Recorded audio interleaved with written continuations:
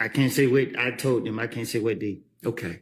And after they sent you away to jail for the weekend and you came back on that Monday, you told them it was a lie, that you had lied back in 2015 as well, correct? I don't understand it. Okay. Well, I'll take that question back. All right. I don't want to confuse you. All right. Okay. I recall earlier in your testimony, you said something to the effect, and these aren't your exact words, but you said, my hand to God, you're telling the truth now. What you said back in 2015 was a lie. Do you remember saying that? And I still am saying it. That what you're saying on the stand today is the truth. Yes. I was watching an interview you gave. Tell me if you remember giving an interview. It was published to YouTube on the 9th of August this month with DJ University. Do you remember the interview you gave to DJ University? In Chicago? I don't know where he was based. I was sitting on the sofa? Yes, you were. Yes. Okay. And you told DJ University about coming to God lately. Do you recall that conversation you had with him? Yes. Would you relate that conversation to the jury, please? Objection on irrelevance. It goes to his credibility today on the stand, Your Honor. Just ask, instead of the conversation, just ask him whatever you want to ask. Okay. You told DJ University that when this indictment came out in this case in 2022, May of 2022, and then August of 2022, and your name was not on that indictment, that you realized that God was at work in your life. Do you remember that? And what did you mean by God was at work in your life now?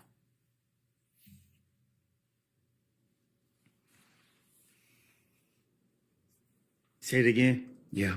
When you told DJ University, and you told him a lot about God entering your life lately, but you told him that when you saw this indictment and this case come out, that you realized that God was at work in your life. And I asked, what did you mean by that when you told him that? If you can express it. Just God is real. God is real. And you have that in your mind when you said on the stand that you put your hand to God and what you're saying on the stand is the truth right now. That's with you knowing that God is real. Is that correct? Say that again. Yeah. That knowledge that you have, that belief that you have that God is real, you have that in your mind when you took the stand and you raised your hand up and you said, my hand to God, what you're saying now is the truth. And what you said in 2015 was a lie. Yes. That was with God in your mind, correct? It's in my heart, not my mind. Okay. So having told the prosecutors repeatedly that what you said in 2015 was a lie, did they tell you why they were still putting you on the stand today? Can you say that again? Sure. No, the short part. Okay. Did they tell you why they were putting you on the stand? Okay. Despite you having told them that what you said in 2015 was a lie. I don't know. Why they put me on the stand? Okay. Thank you. I don't have any further questions. Thank you for your time. Mr. Matthews.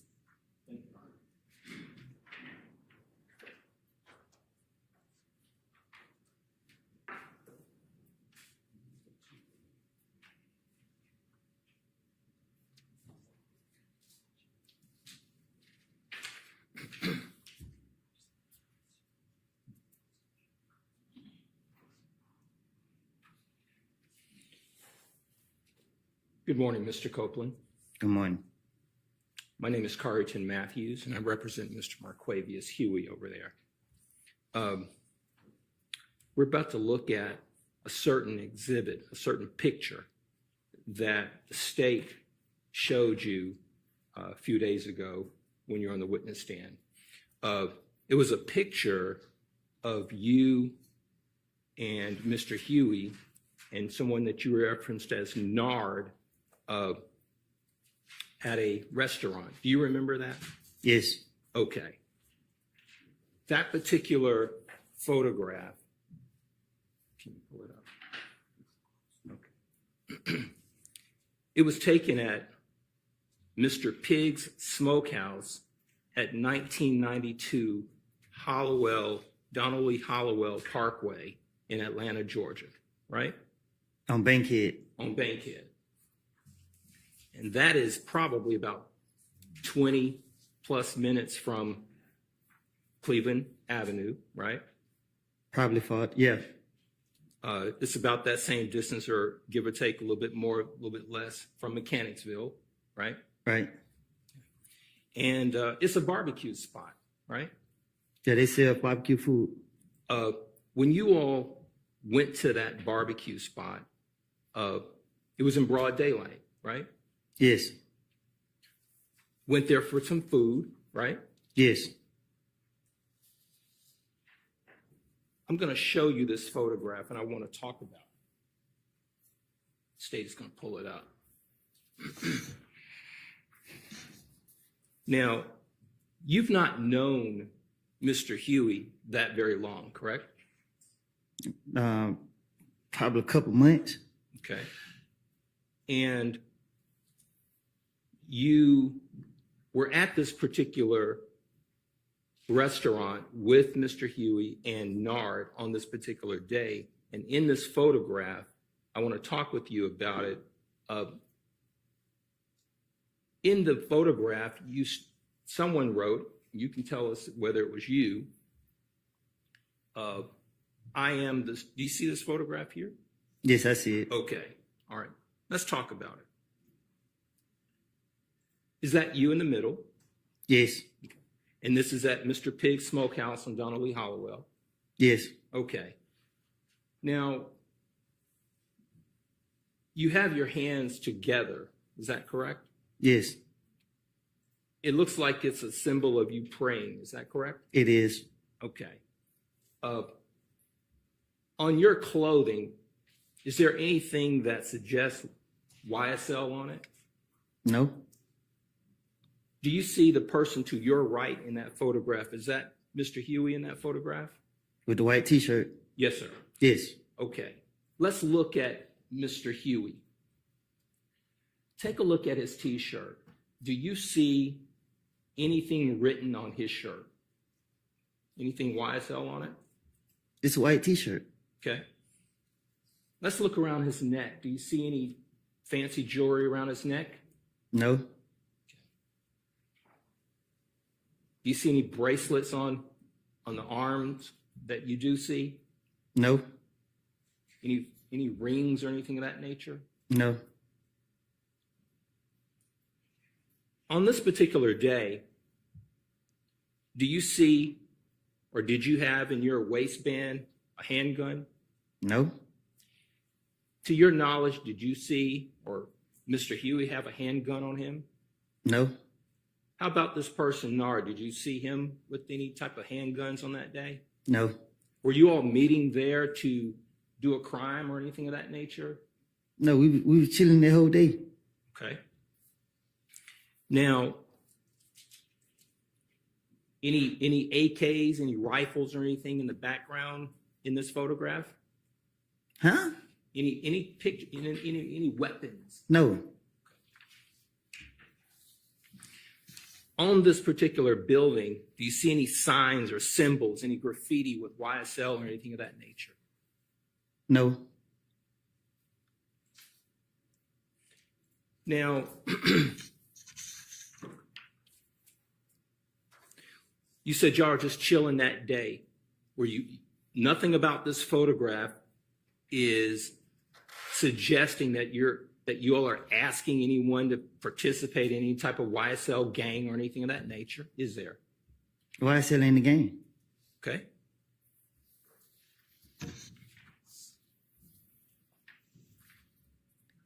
And I see on this particular photograph, it says, I am the streets, out now on all platforms.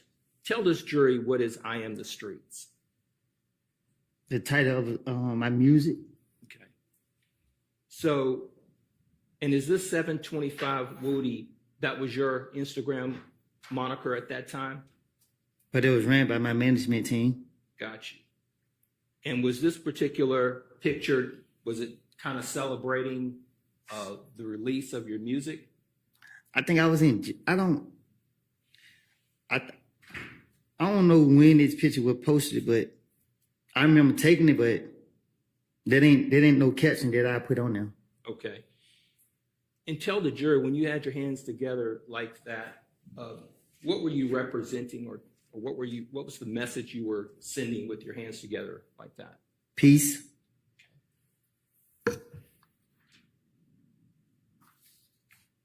Now, on this document that we're looking at, on this photograph, at the bottom it says "Free the Guys." Can you tell the jury if you know what was that about, or what that represented? That we was incarcerated, or that at least one of us was incarcerated. Okay. And was there anything in your mind criminal or wrong about saying "Free the Guys"? Well, I don't know who posted it. So on my page, if there was posted on my page. Okay. It's not something you posted. I didn't have a phone in jail, so no. Okay.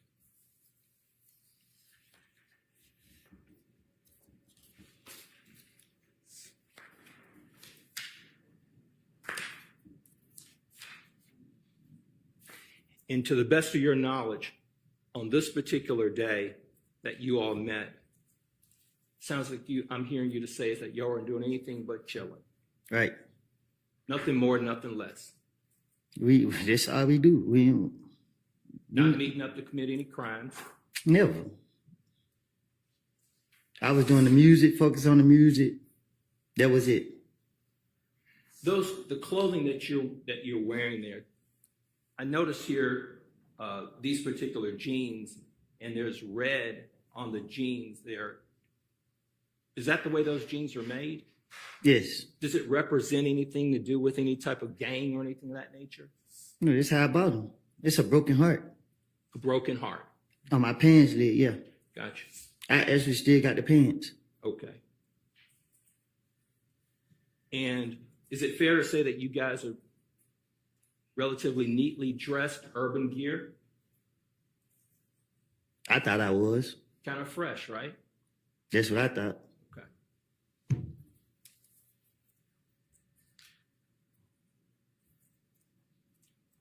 Have you had any conversations with Mr. Huey since this particular day that you're aware of? I don't know what you mean. Have you talked to him? What you mean? Have you had any conversations with him? In other words, do you... After this? Yeah.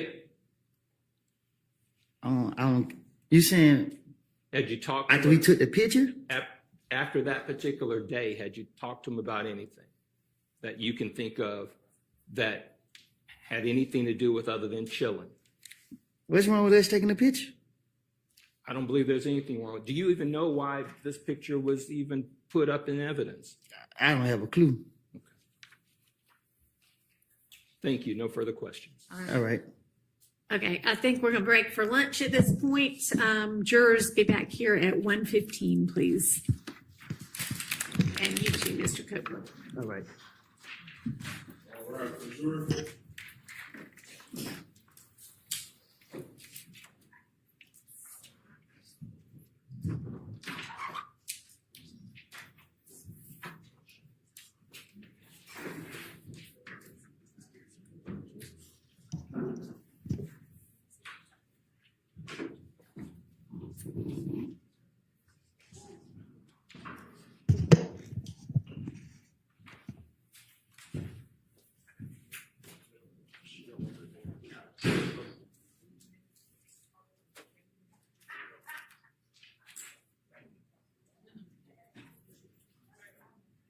All right, y'all can have a seat.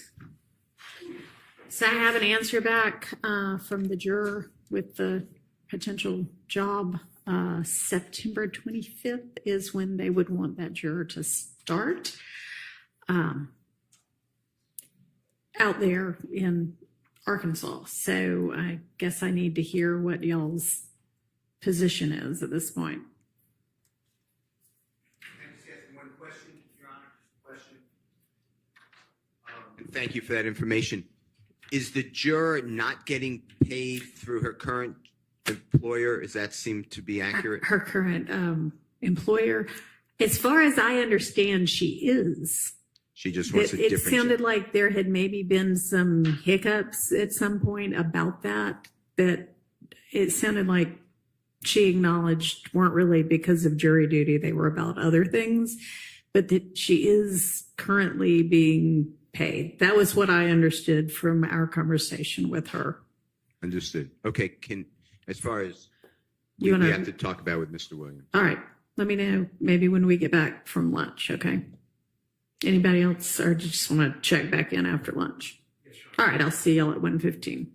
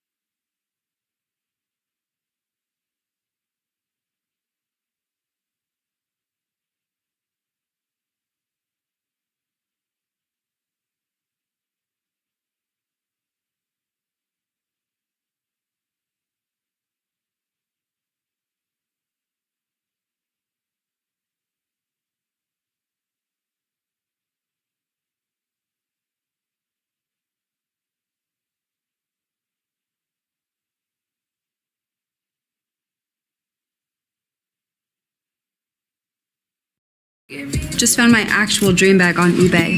This super rare stunner from a seller in Philly. Sports car driving and stilettos kind of babe. And it came expertly authenticated, like legit, real. So now, on to making my dreams a reality. Yeah, eBay.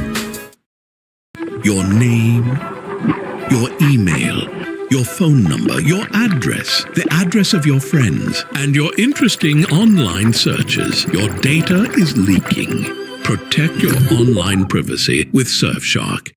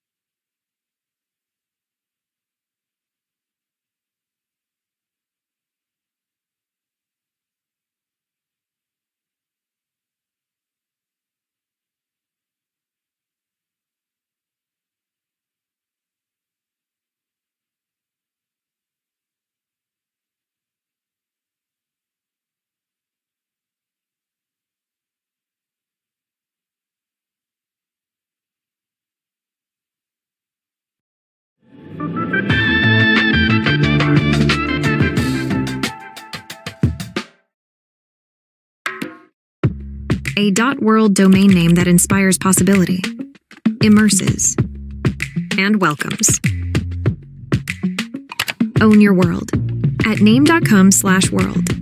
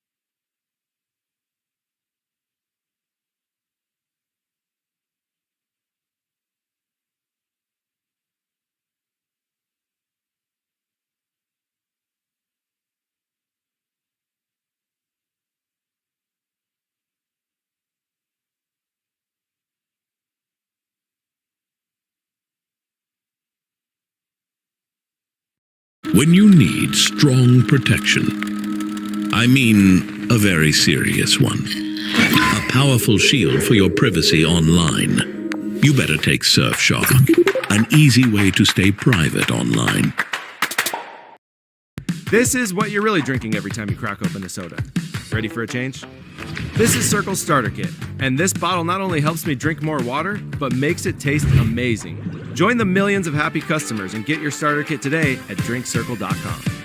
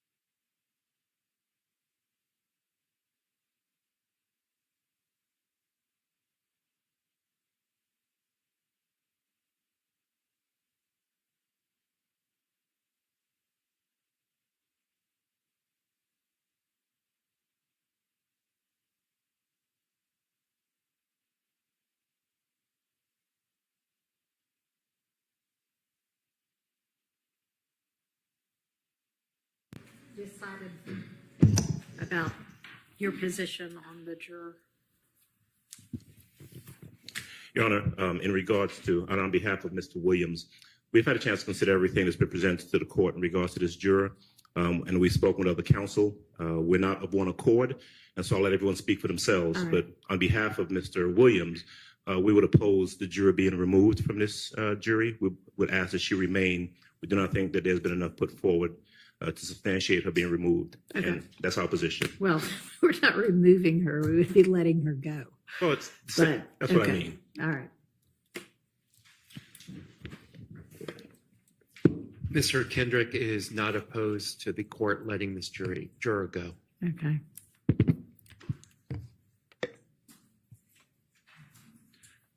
Your Honor, on behalf of Mr. Stillwell, we are opposed to letting this juror go. We are under the impression that she is still getting paid.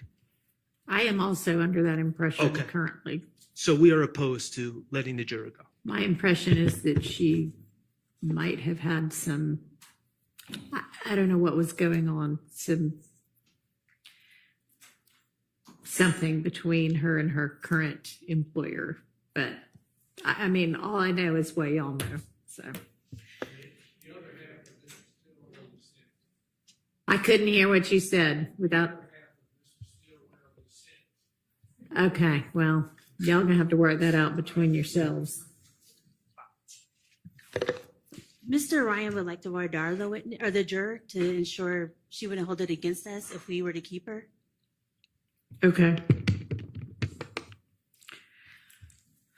Your Honor, on behalf of Mr. Huey, we want her to stay. All right.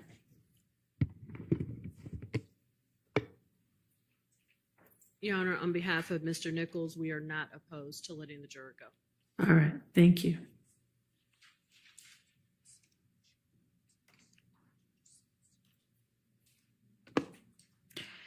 All right. And essentially, the state's position was, I'll leave it up to the court. It Do you was have a position essentially- one way or another, or? It was essentially that. We'd ask that the court just make an inquiry whether or not she's experiencing any kind of hardship that, makes her more inclined to take the job. That's the thing that we were trying to discern, if she's experiencing a hardship that makes it, in her mind, necessary that she take the job because of the 2 months pay that she didn't get from the current position.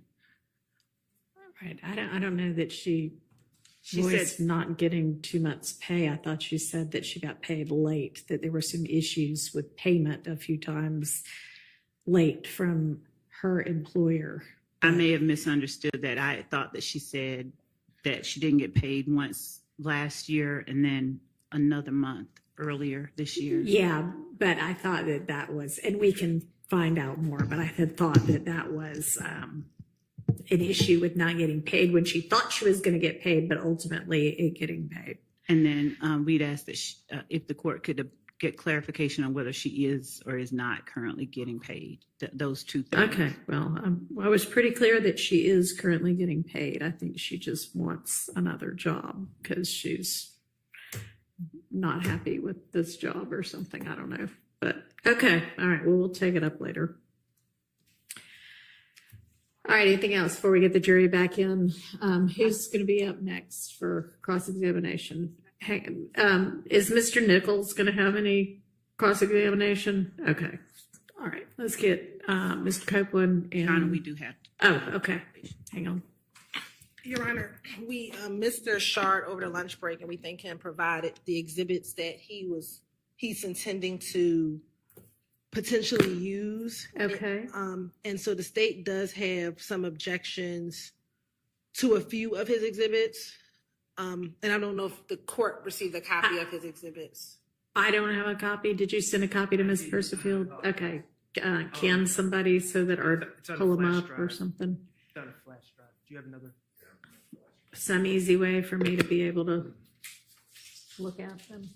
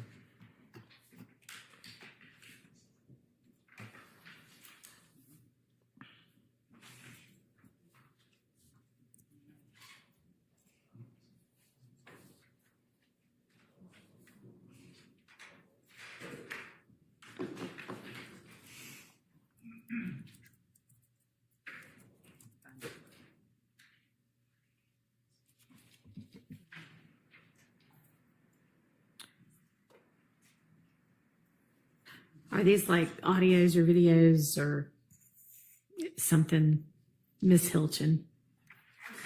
What is it that you're objecting to? One of the exhibits was the same exhibit that Mr. Steele attempted to exhibit, which was the Instagram post with the innocent man Instagram post. And so that was included. Now, I adopt all of Mr. Steele's arguments for admission, Uh-huh. but based on the court's ruling, I was not Okay. intending on introducing it. The next two exhibits are, there's, I think it's DS-27A, which is a warrant for false report of a crime. Mr. Copeland was never convicted. Matter of fact, I think that case was actually dismissed. And so I'm not sure the relevancy of the warrant that. Is this a different warrant than he was presented with before? Yeah, this is That is was different for from the murder Okay. warrant. Yes. I can, Your Honor, I can hand up to the court my copy. Okay. And there's two warrants actually, one for false report of a crime and then one for false statements, both which were dismissed by the state. So, Your Honor, this warrant was from 2021. It was pending in the DA's office until earlier this year. It's been pending while this trial is going on. The DA's office, I believe it says January 18th of 2024, no prost, or they said declined to prosecute. I believe that's the third document. Yeah. I'll point out a couple things. First of all, the reason for the decline to prosecute is prosecutorial discretion, not a hole in the evidence.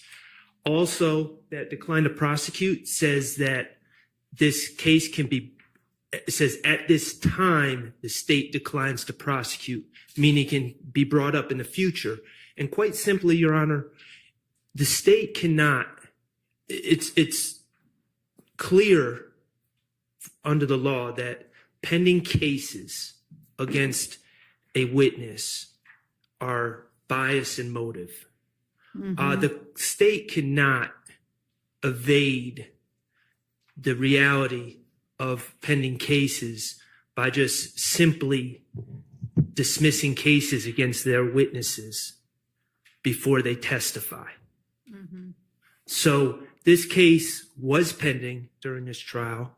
I believe Mr. Copeland, I wasn't planning on introducing evidence, but Mr. Copeland gave a interview to the Danza Project where he seems to be under the impression that the case is still pending as of that interview. So I don't even know if he's aware about the declination of prosecution. Okay. When was that interview? About Recently, like okay, Recent. last couple of months or I think couple of last weeks. few Okay. weeks. All right. That seems relevant.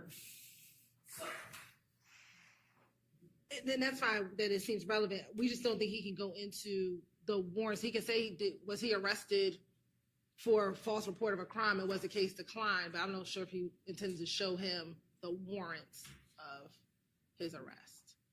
Was he arrested? He was arrested and then the case was dismissed. 3 years later. Well, just to be clear, When was he was in arrested? jail. The false report of a crime is he accused a jail guard of using OC spray on him, and the jail reviewed the tape, and the jail guard didn't even have OC spray. Okay.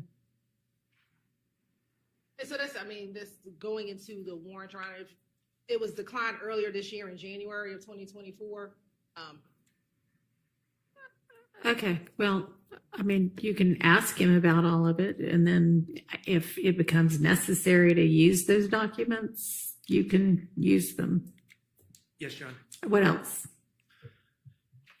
That's it. Okay. All right. Then I think we're ready to get Mr. Copeland and the jury in.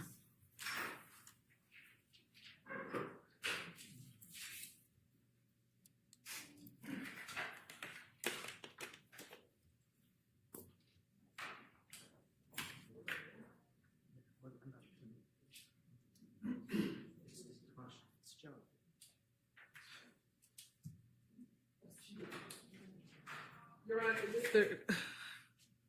We just had one other thing Mr. Shar just brought to our attention that he intends on introducing. And I didn't know. Do we need to ask Mr. Copeland to step Yes. aside? And sorry, we thought we were ready for you, but we're not quite. Just hang very close. I'm going to have y'all come back from lunch 15 minutes earlier than the jury so that we can do these kind of things. All right. Yes. Your Honor, it appears that Mr. Shar intends on showing him as a demonstrative a jail outfit. And I don't know the relevance of Why? showing him the jail outfit. Because a theme in this case has been the Fulton County Blues. In particular, on June 10th, 2015. He came in wearing that, right? Well, I'm talking about 2015. Oh, 15. Okay. 2015, he's June on- 10th, June 10th. Okay. He's on video. Yeah. All right, there's a lot of June 10s. He's on video, and he's not wearing a jail outfit because they haven't brought him to the jail yet. Okay. Part of the reality of Rice Street, and I'm not asking this to go back with the jury, it's just a demonstrative. Part of the reality of Rice Street is you wear the outfit, you lose your individuality, your identity, you're thrown in the Fulton Hey, County. No, that is nice and dramatic, but no, we don't need to do that. May I use a picture? No. Okay. Okay, let's get Mr. Copeland.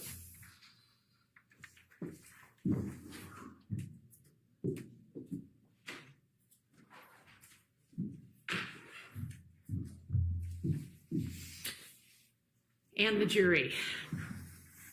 All right, Mr. Copeland, come on, have a seat with us.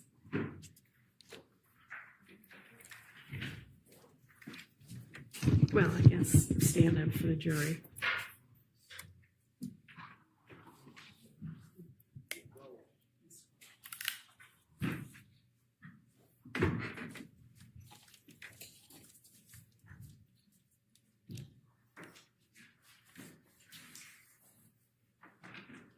Go.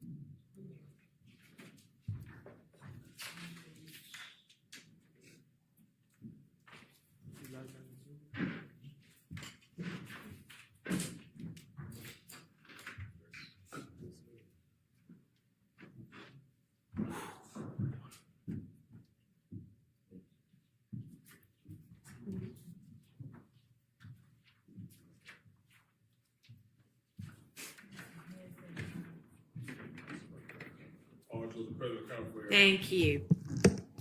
Hope y'all had a pleasant lunch. We good? Yes. All right. All right, Mr. Shart, you can proceed with your cross. Thank you, Your Honor. May it please the court. Good afternoon, everyone. Good afternoon, Mr. Copeland. Good afternoon. Okay, Mr. Copeland, we have never met before. Isn't that correct? No. Okay. We've seen each other in the hallway over No, last- we never met before. Yeah, we never met before. My name is Max Shard, and I'm the attorney that represents Shannon Stillwell, okay? All right. All right. And I know you've been asked a lot of questions, and I'm going to try not to repeat questions that you've been already asked. I'm going to do my best. All right. All right, great. You do not want to be here today. At all. Okay. And the reason you don't want to be here today is not because you're scared, correct? You know that. Okay. It is because what you said in 2015 was lies.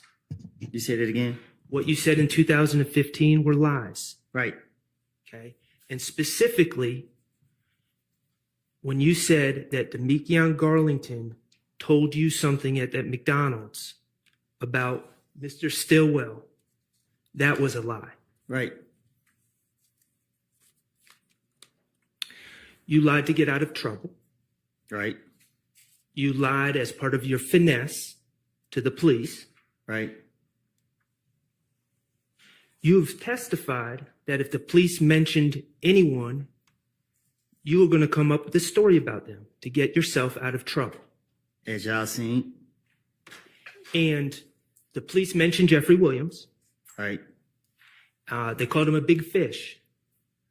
Right. And you lied on Jeffrey Williams. Right. Okay.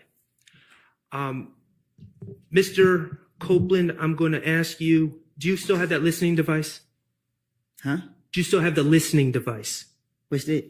The Earbuds. Oh, they right here. Yes. Okay. I'm going to play a clip for you, okay? Mr. Kokomo, could you play what has been marked DS230? And for the record, this is a clip from State's Exhibit 378 Yankee Echo, which is the June 10th, 2015 interview, and it's from 9:53:35 to 9:54:10.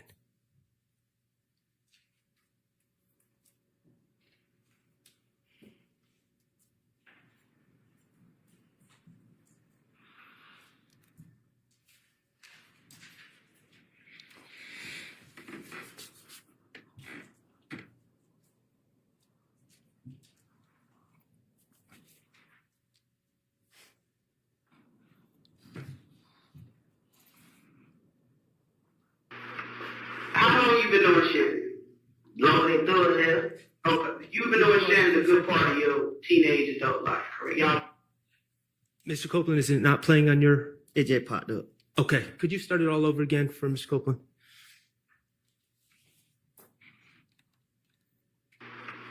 How long you been doing Shannon? Longer than through his hair? Okay. You've been doing Shannon a good part of your teenage adult life, correct? Y'all basically grew up together, right? Went to school together. Y'all like brother. You, Demikion, and Shannon. That's from what I know. Yeah. So I can pretty much assume that if it's something like that that they did, even if you weren't involved in it, you know about it. Because I'm telling you, everything kind of keeps coming back to you. You understand? Because Shannon's out there on the streets now. Okay. In that clip, Investigator Gaither is asking you about Shannon, correct? This sound like it. Okay. I can't barely hear it. That's why I took the headphones out. Are they not working? No, it's just like the way the way I can hear, is not clear enough for me. That's why I had to listen like out loud.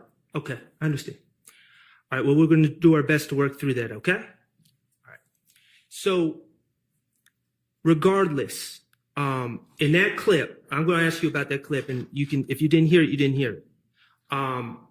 Investigator Gaither tells you that while you're in the interview room with her, Shannon is out on the street. Isn't that correct? I just heard it. Okay. Investigator Gaither says to you, if Shannon's involved in something, you know about it, correct? I didn't hear that. Only thing I heard was just the last part where she said he on the street. Okay. You now realize that the police were saying some things, such as Jeffrey's on a European tour, or Shannon's on the street and you're in here with us, to try to get you to tell on other people, correct? Objection, speculation. Sustained. Is that how you took those statements at the time? I don't get what you're saying. Did you take those statements when Investigator Dennis told you that Jeffrey's on a European tour while you're sitting in the investigator's room, or Shannon's on the street while you're in the interview room? Did you take those statements as invitations to give information on other people? Yeah, that's what they were doing the whole time. He got these big houses and cars, and that's what I think that was Dennis kept saying it all the time. Okay. And these conversations and Investigator Gaither talking about Shannon then, that's not the only time law enforcement talked about Shannon in your interviews, is it?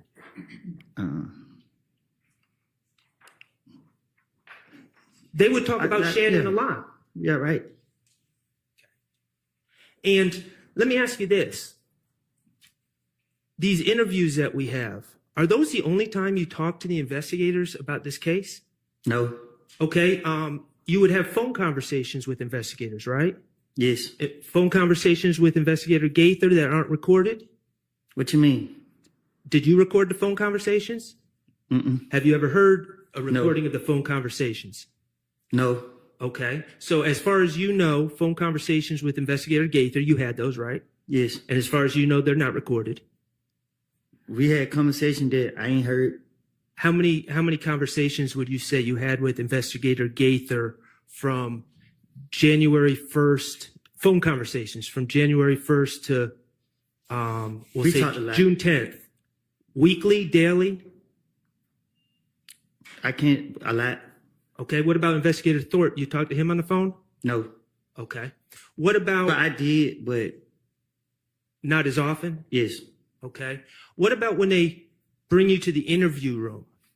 Okay. Obviously, we see videotapes of you in the interview room. Do the police talk to you outside of the interview room before you go in there? Yes, they do it all the time. Okay. And are those conversations about what you need to do? Yeah, something like that. Okay. And what officers had those conversations with you to your recollection? Shit, everyone they have me. Okay. So the bottom line is you said that the state were asking about Jeffrey when Mr. Steele was asking questions, right? Yes. Okay. The reality is the state was also asking about Shannon. Yes.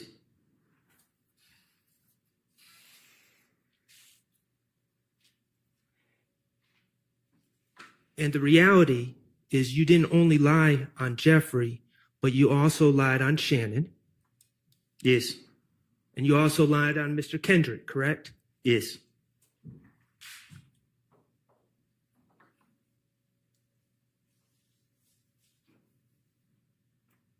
You remember when Attorney Steele showed you that video from the Texaco gas station and asked if you saw Jeffrey Williams walking around the Texaco changing cars? Yes. Okay. I'm not going to play that video again. Thank God. Yeah, I don't think you're the only one that's saying that. But when you watched it, you didn't see Shannon changing cars at that Texaco either, did you? No.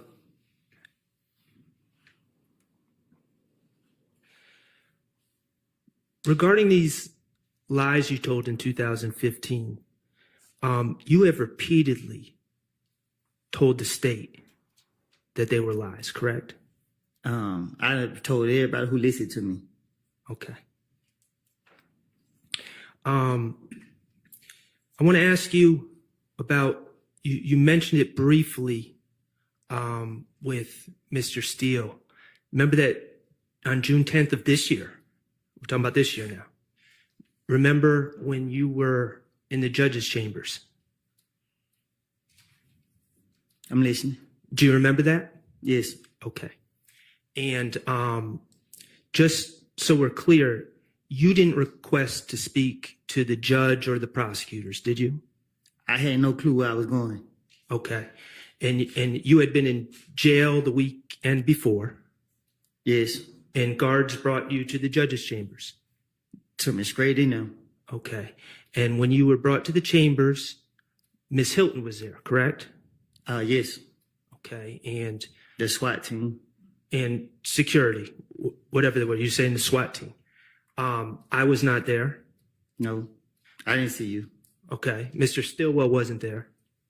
Who? My client, Mr. Stillwell. Shannon. No. Okay. And none of the other defense attorneys were there? No. Okay.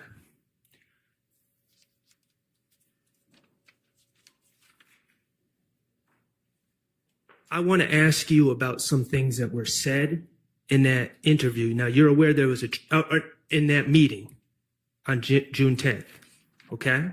Now, you're aware that there's a transcript, correct? I heard. Okay. Have you seen the transcript? I It was sent to me, but I didn't never look at it. If I ask you about things that were said in the meeting, would looking at a transcript help? I guess. Okay. Your Honor, Yes. may I approach with what's been marked as DS-33, which is the transcript from the June 10th, 2020? Yeah, but I mean, ask him about it first.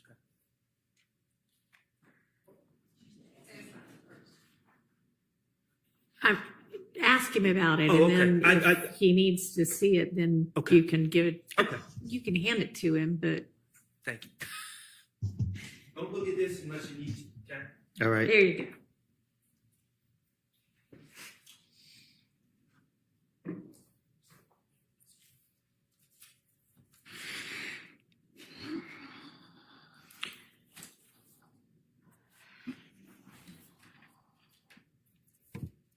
Mr. Copeland, in that meeting in the judge's chambers, did you tell Ms. Hilton that you've never been truthful in your life? Except when you're telling them that you're a liar. Right.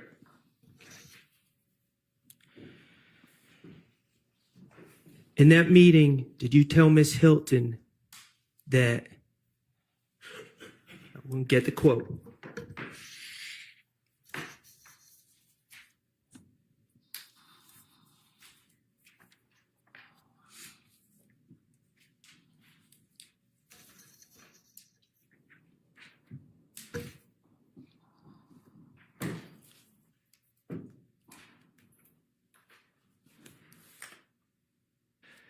so when the police question me, they don't question me every time they lock me up. I don't know how many times that was. I done told them whatever different story I could think of to try to finesse my way out of the situation. I don't recall what I told them. Yes.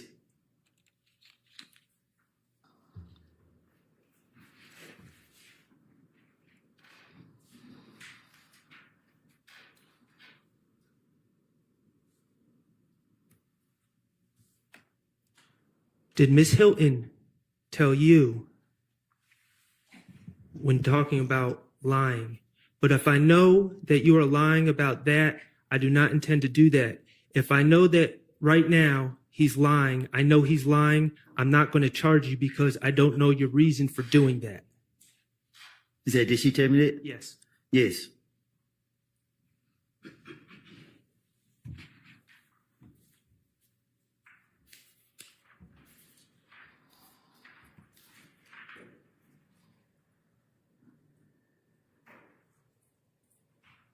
You were offered immunity by the state, correct? Well, not offered. I say that you didn't want immunity, but they gave you immunity. Yes, they forced it. Okay. To Miss Hilton, did you tell her I did these crimes? Yes.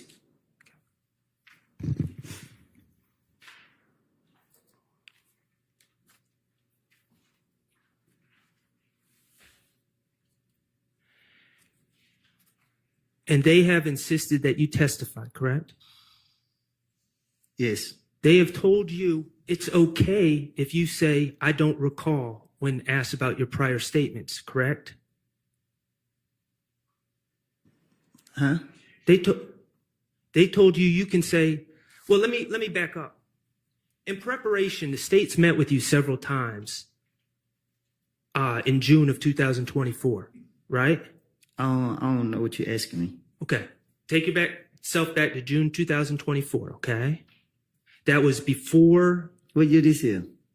This is 24, so a couple of months ago is what he means. A couple months ago, right? Before you testified at all. You remember the week before you testified? Mm-hmm. Okay. You remember when the state and Miss Hilton and maybe some other people started coming to find you in the community? Yes. Okay. You had a lawyer at the time, right? Yes. His name was John Melnick? Yes. Okay. Jonathan Melnick. To your understanding, did the state, when they were trying to find you in the community, did they reach out to your attorney or did they go behind your attorney to talk to you? Objection, Your Honor, relevance. So, To your understanding. On the relevance, I mean, we've kind of been through all of this. Can I? Try a different question. Was Mr. Melnick there for those meetings with Ms. Hilton in the community? No. They took you to the courthouse one day before you were to testify, correct? No. 2 days. 2 days before you were to testify. And was Mr. Melnick there for those meetings? No. And you told the state that what you said in 2015 was lies. I told Ms. Hilton. Right.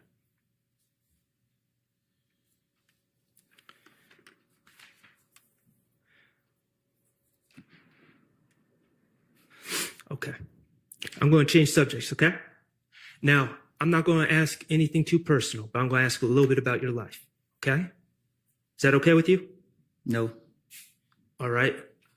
Let me ask you this. At some point in your life, you lived in Mechanicsville. Mm-hmm. Yes. Okay. And as I understand it,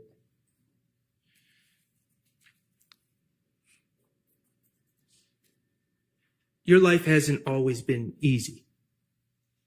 My life ain't never been easy. Okay. Your life has never been easy. And there have been times where you have been in dangerous situations in your life. Is that fair to say? Yes. Okay. I want to ask you about some ways that you avoid dangerous situations. Okay. When you are approaching a stoplight, a red light, do you stop at the red lights? Objection, Your Honor. Relevance? It's very relevant. I assume he's going to get to it. Do you stop at the red lights? Hell no. Okay, you said hell no. Yeah. Okay. Why don't you stop at red lights? Because I want to live. Okay. And when you say because you want to live, what are you afraid of at red lights? What is your concern? Somebody pulling up on the side of my car.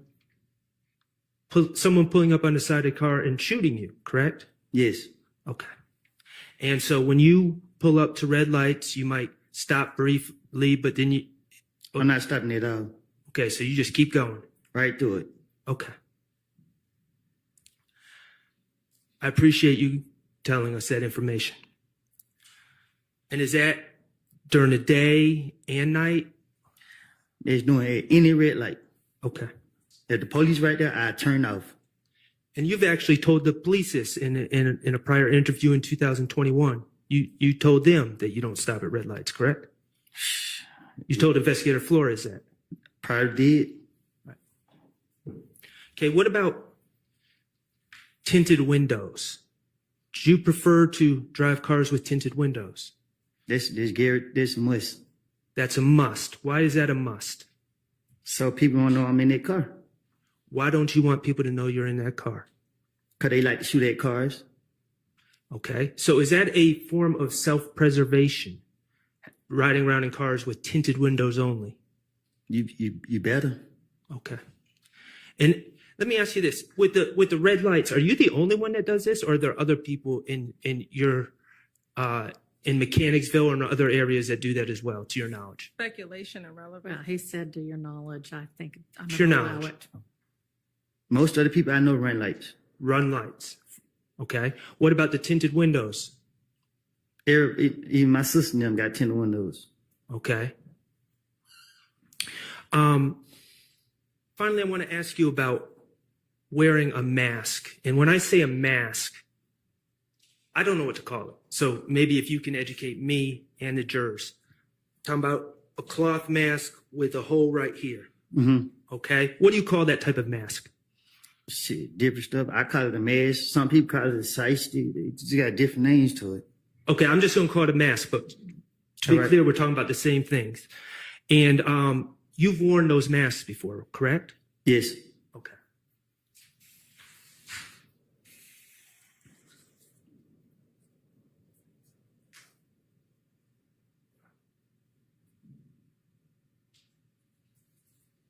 Your Honor, may I approach? You may.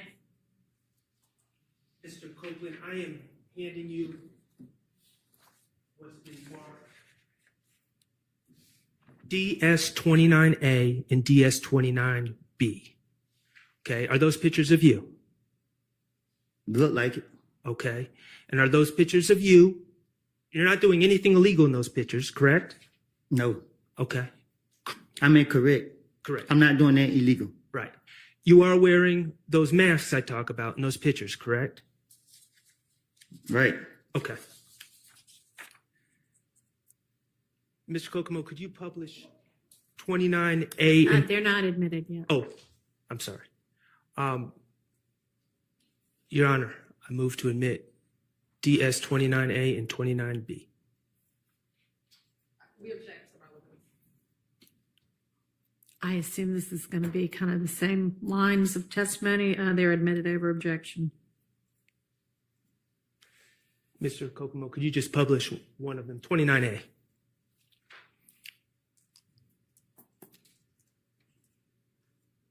Okay. We're going to publish 29B.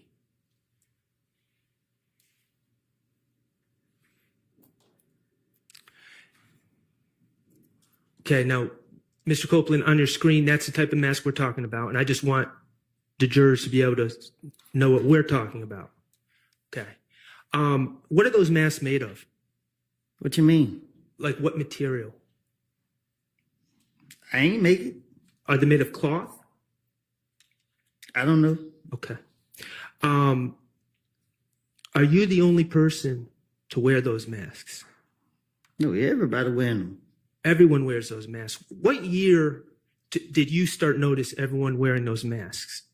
When COVID came. About 2020? When COVID would cause us to wear the mask. Okay. And are they... Okay. It became more like a fashion thing. That's what I was about to ask you. It became more of a fashion thing. Right. Okay. And where can you buy those masks? Shit. Anywhere. Gas stations sell those masks? Yeah. Okay. Corner stores sell those masks? Beauty supply store, all that. Okay. They're not rare. Huh? They're not rare. They're not weird? Rare. They're not Unusual. Unusual. They're common. Right. Those masks are common. Mm-hmm. They come in all different colors, Yes. all different sizes. Yes. All right. Just because you're running a red light, does that mean you're committing a crime? Other than a driving infraction? It depends on, yeah, I guess. I don't know. Well, you do it to preserve yourself, correct? To avoid being shot. Right. Okay, avoiding being shot is not committing a crime, is it? You're just protecting yourself. Okay. When you're riding around in tinted windows, you ride around with tinted windows to the grocery store and other places you go about on your everyday life, correct? Right. That's an objection at this point. I just don't know if this is a relevant line of questioning. I'm asking Well, because it's it relevant. is cumulative. Okay. Well, I have one more question. Go ahead. When you're wearing that mask, you just wear that mask in your everyday life, when you're going to the store, when you're going to run errands, doing whatever, correct? Right. All right. Thank you. Okay. Mr. Copeland, you said that Rice Street is the worst place in the world. Yes. You have said that you'd rather die than go to Rice Street. Yes. Okay. You talked about your stay in Rice Street in, I guess it would be February 21st of 2015 when they arrested you on that probation warrant, and you stayed there for several weeks, correct? Yes. Do you remember exactly how long you stayed there? Yes. How long? 3 weeks. 3 weeks. Okay. So that would have been February 21st to the middle of March of 2015. Yes. Okay. And in that, first of all, in Rice Street in general, there's dorms, right? Not where they put me at. Well, I'm just talking about in general right now. I'm going to get to where they put you at in a Yes. second. There's dorms. And then within the dorms, there's cells. Yes. Okay, and the cells, how big are the cells? 18 and some ones, 16s and other ones. Talking about feet? You said cells? Yes. Like rooms? Yeah, how big are the rooms? Yeah, 18 rooms and some, 16 and some. The individual rooms are small, correct? Yes. Okay. And everything is made of either concrete or metal, correct? Yes. All right. Most of the time you have a cellmate. All the time. Okay. No privacy. Correct. Showers in common areas. Correct. Toilets. You don't get a special room to use the bathroom. Right. Okay. It's filthy. You talked about feces. All the time. When you on the ground, on the walls, things like that? Yes. Okay. Standing water in the showers? Who? Standing water. We call it nut juice. What do you call it? Nut juice. Okay. All right, Mr. Shart, let's get on. We're painting the picture. Let's get on with what you want to ask. Okay. The filth in Rice Street. To avoid that filth, you would be willing to tell lies, correct? Correct. All right. Let's talk about the danger of Rice Street.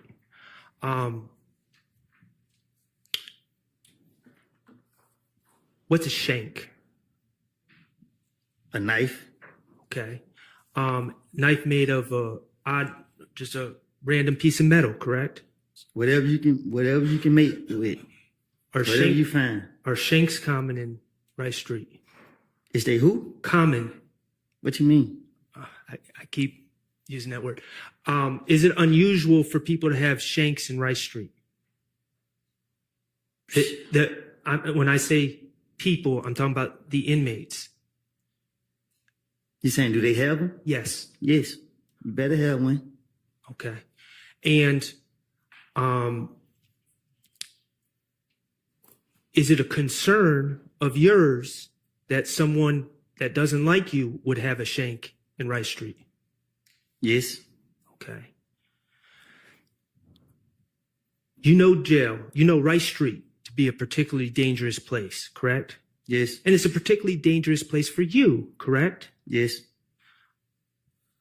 You would lie to avoid the dangers of Rice Street, correct? Yes. Okay.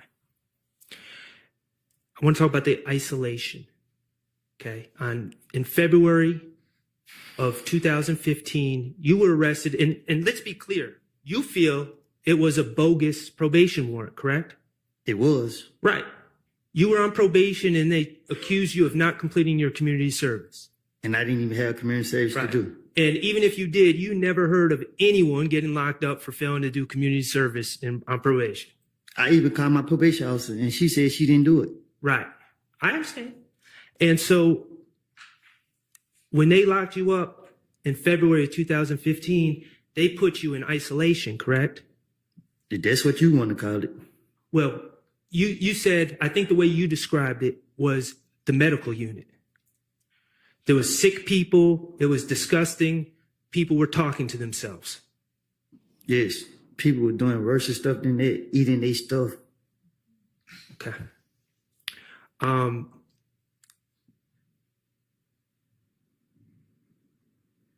You would lie to avoid going back to that place that took you and put you in February of 2015, correct? You talking about now?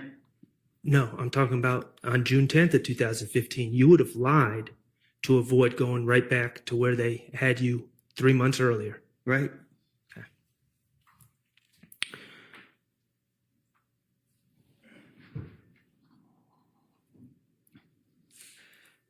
Mr. Kokomo, could you play DS23Q, which is States 378 Yankee Echo, June 10th, 2015 at 4:16:13 to 4:16:36.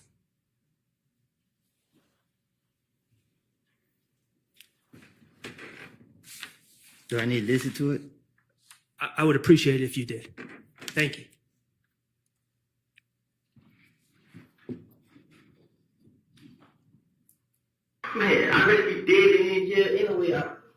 I'm just saying.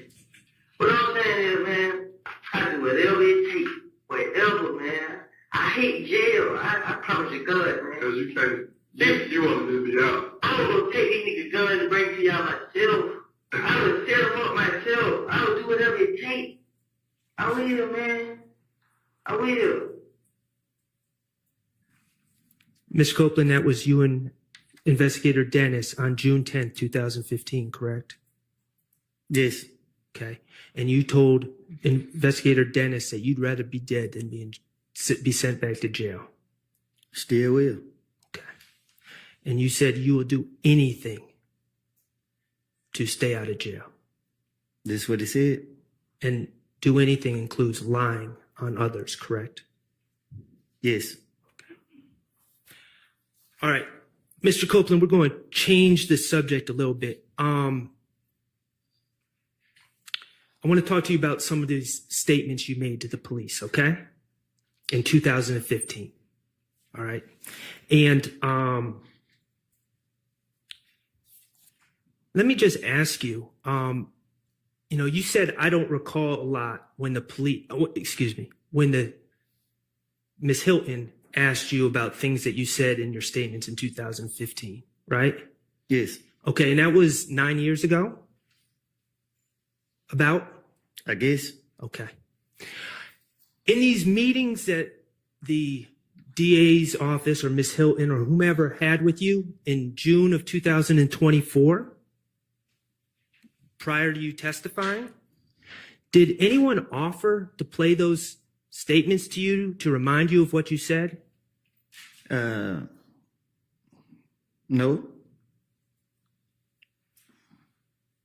Did anyone give you a transcript of what you said in those statements so you could review them before testifying? No. They just told you, if you don't remember, just say, I don't recall, correct? Yes. The reality is they just wanted to play those statements. That's why they wanted you here today, correct? Objection, Your Honor, speculation. Sustained. Okay. Let's talk about January 11th, 2015, okay? That was in the early morning hours of January 11th, 2015, right? What? You met with Detective Thorpe. Oh, yes. Early morning hours of January 11th, 2015. Okay. And you've stated you went to that meeting. You went voluntarily to clear your name, correct? Yes. Okay. And you met with Detective Thorpe at the police headquarters, correct? Yes. You knew Detective Thorpe to be the lead investigator on the Donovan Thomas case. That's what he told you. I can't remember. Okay. Certainly, he asked you questions about the Donovan Thomas case, correct? Yes. Okay. And let's just talk about the timing of this meeting.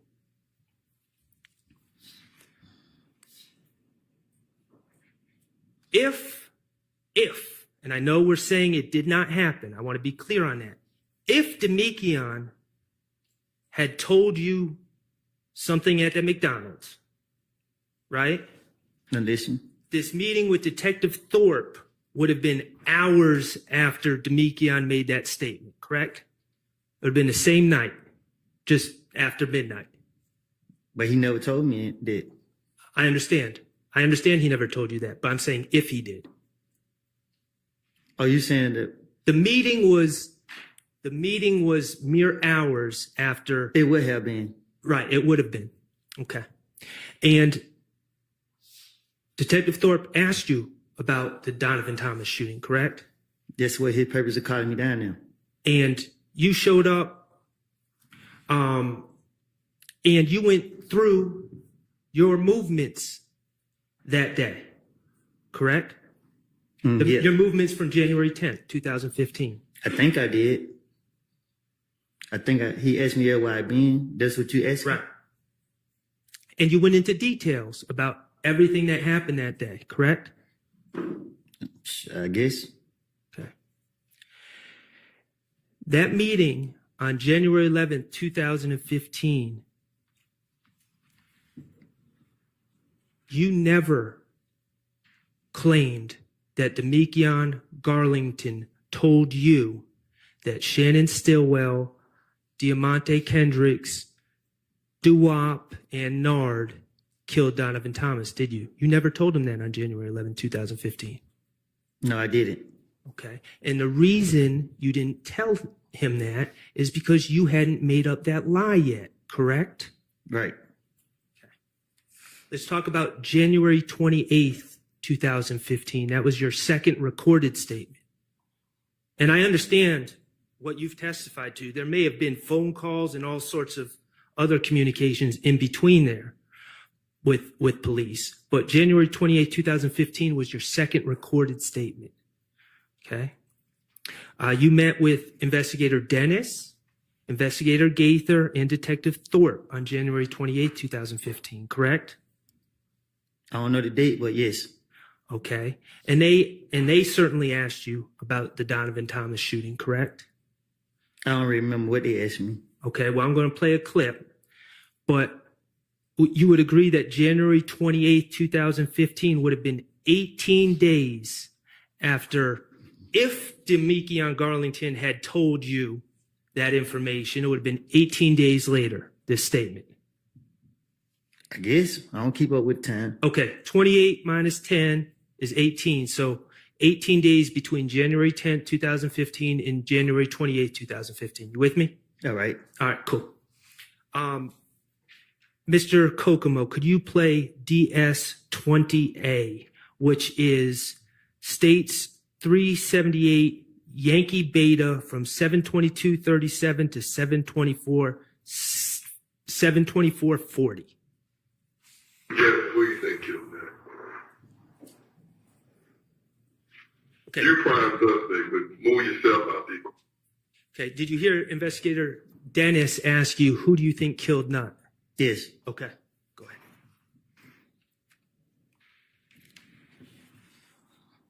Who you think did? I'll probably say that. I'm just saying, like, word on the street is, you've been tried, convicted within the street. Now they said two of my other partners were locked up for it, but Who? they to my head and Doc. But they ain't have anything to do. Who was that? Doc locked up. Who was that? Clarence. I think that's his name. Cause I seen like Messi. Yeah. So they saying they did. Out though, right? Yeah, he had out. Yeah, he had out. They saying they did. You know what I'm saying? They trying to make it seem What like. you think? Like, what do you think? What do you think happened? Okay, right there, you said to Investigator Dennis, when asked who you think killed Nutt, you're saying, they're saying, meaning the streets, right? Right. Streets are saying Head and Doc, who are two people you know. Right. Those are street names, Head and Doc. Right. Streets are saying they did it, but you don't believe that. Right. Okay. Like real shit? I think it got something to do with them. I think they did something. They got another beef somewhere else. Cause I been hearing stories like Nutt supposed to ran off on somebody with some. You know what I'm saying? But When you said, I think it had something to do with them, you were referring to If Gang, correct? Yes. Okay. And I paused in the middle. I probably shouldn't have, but you started talking about the rumor was Nutt ran off with something. That's what I said. Okay. And something would be narcotics. Yes. Okay. It's undercover. I'm reason I'm here because I'm with Doug and Birdman, and they come back to them. Right. So Nutt supposed to ran off on somebody with some, and some jury. I don't know if they didn't say what it was. It's like he's supposed to ran off on them with something, and Rich Homie Corn supposed to give him $50,000 to meet a new plug. Like Rich Homie Corn told him this out his mouth. Yeah. Then Rich Homie Corn was like, he got $25,000 to have Tate killed. It's like from the picture you just showed me. Nah, tell you who just got shot the other night. Oh, in the car over there. Okay. He had 25. Okay. So you continued to say that the rumor was that Nutt, or I should say Donovan Thomas, you said Nutt, ran off on someone, and that something would have been narcotics. That's what I said. Right. Nowhere in that answer did you say, well, Demekion Garlington told me that Shannon and Mr. Kendricks and Duop and Nard killed Nutt. I did say that. You didn't say that on January 28th. I didn't say that. Correct. I'm going to ask you to listen to what's been marked as DS20B, which is that same interview from 7:50:56 to 7:52:50.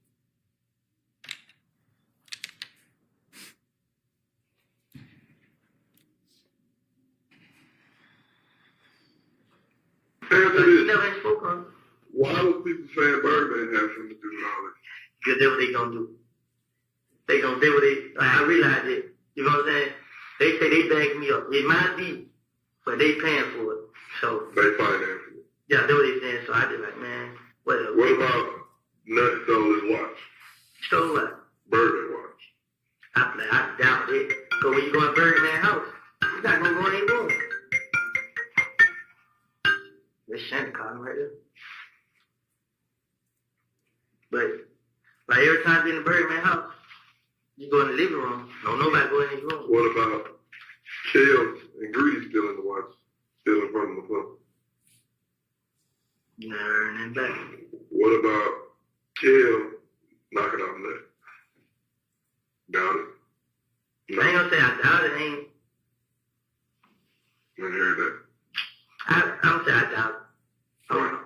Because when him and Thug, like, he was just like, well, call Nut. I'm gonna tell Nut about this.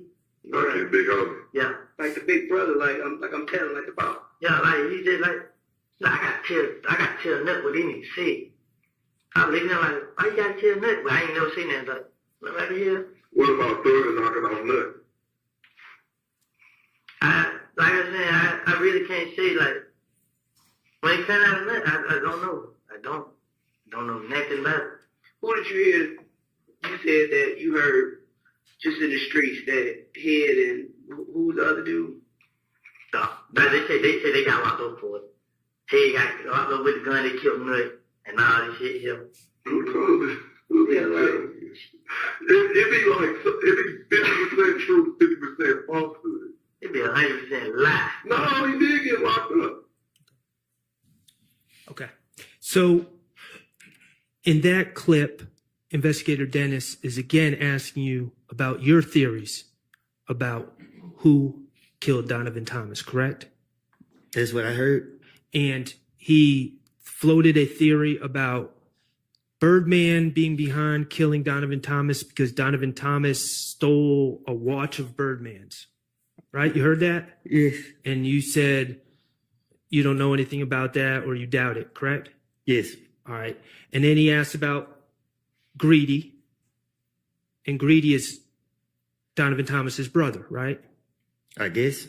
Okay. And you said you didn't know anything about that. Right.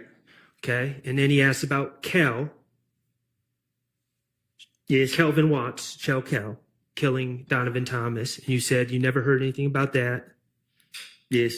And then he asked about, I think he said Thugger. We're talking about Jeffrey Williams. And you said you don't know nothing about that. Right. Correct? All right. That second time when you were asked about your theories about who killed Donovan Thomas, you never said that Demekion Garlington told you that Shannon, Mr. Kendricks, Nard, and Duop killed Donovan Thomas, did you? Because he didn't tell me that. I understand. Okay.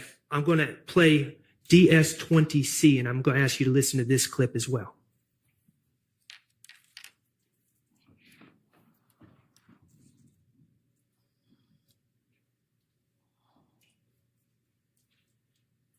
My girl, she get a lot of information from her friends. She got a lot of friends, so they be around me.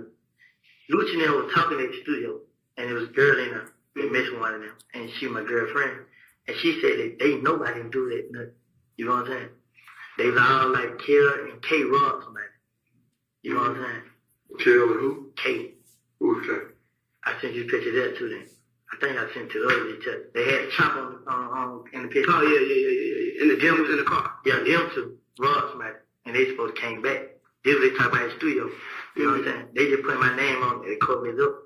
Make it seem like they ain't got beef in the streets, whatever. Yeah. And then they like, she be like, they know what they do it. You know what I'm saying? But they gonna keep playing on him. And she be like, K, when the nut got killed, K first one called everybody like, we killed Nut. Tell the mom that we did. He the first one started my name. And they like, Kill went along with it. So they had just robbed somebody, then they did. Like, Nut died, then they started. That same day? I don't know when. They just robbed somebody. And niggas supposed to come back for them. You know what I'm saying? Like, Kill robbed Fly. Fly. He robbed one of them. So, in that clip, Mr. Copeland, again, you were asked about your understanding or what you've heard about who killed Donovan Thomas, correct? Right. And you said that you said that your girlfriend or a female friend of yours was at the studio and she was told that Kel and Kay had robbed somebody. That's what I said? Yes. Yes. Okay. And that the people that Kel and Kay robbed came back and killed Donovan Thomas as revenge for being robbed. Yes. And you said that Kay then started putting it on you to cover his own tracks. Yes. And you also specifically said your understanding was Kelvin Watts, the robbery he did was to Fly's plug. Yes. Okay. And so we're clear. Fly is Mr. Jervin Henry. Do you know his government name? No. Okay. He's someone who runs clubs, correct? And runs TIG, the record label. I guess. Okay. And when you say plug, what do you mean by plug? That's a drug distributor, correct? That's just a phrase that we use. I don't know. Is it involved in the drug game? I guess. Okay. The bottom line is you gave, on that third clip, you gave some more information about things you heard, but you never said, detectives, let me tell you, Demekion Garlington told me that Shannon, Mr. Kendricks, Doo-Wop, and Nard killed Nut. Did you? I never said that. Right. And the reason you never said that on January 28th, 2015 is because you hadn't made up that lie yet, had you? Yeah. Yeah, you had, or no, you hadn't? I haven't. Okay, and the reason you hadn't made up that lie, let's just be clear, on January 28, 2015, no one was trying to lock you up, right? I just didn't have no reason to. Right. You had no reason to finesse at that time. Right. They lost like I was. I want to ask you about February 20th, 2015. On that date, you met with investigator Curry, correct? And let me just, I think his name is Curry. It might be Kerr, but it was the investigator about those people shooting at you while you were holding your baby. Remember that? Yes. And you remember that investigator? I remember. I didn't know no name, but yeah. Okay. And that would have been 40 days if Demekion Garlington had in fact told you that my client and others were responsible for Donovan Thomas's death. That would have been 40 days after you received that information, if that had occurred, right? I don't get it. Okay. It would have been a little bit over a month. February 20th, 2015 is a little bit over a month from January 10th, 2015, correct? Gotcha. Yes. Okay.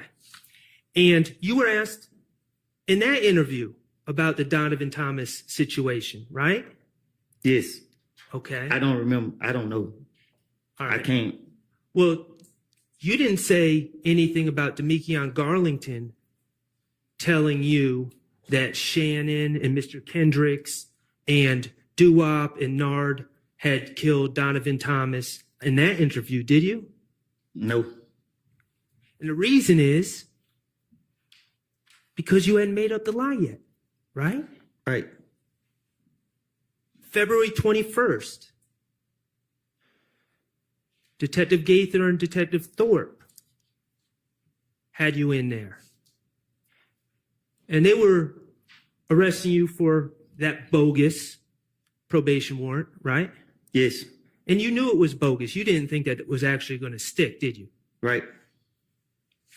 They asked you about the Donovan Thomas case. And this would have been 41 days after Demekion supposedly gave you that information, right? Right. And you never told them that Demekion Garlington told you that Shannon, Mr. Kendricks, Doo-Wop, and Nard killed Nutt, did you? Right.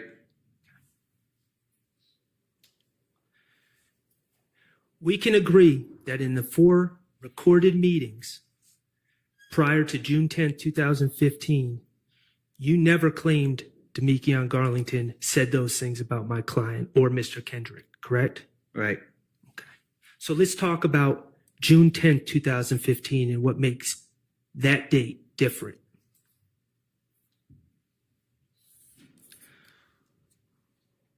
On June 10th, 2015, okay, we're going to that interview. You with me? Yes. All right, appreciate you.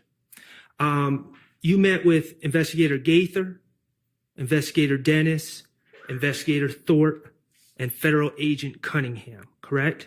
No. I didn't meet with them. They brought you to the interview room and they came in the room. Yes. Okay, you didn't choose to meet with them. No. All right. And let's just talk about the circumstances. And I'm going to show you a picture that's already in evidence. I believe it's 378 Yankee Echo 1. If I may approach and get that, Your Honor. You may.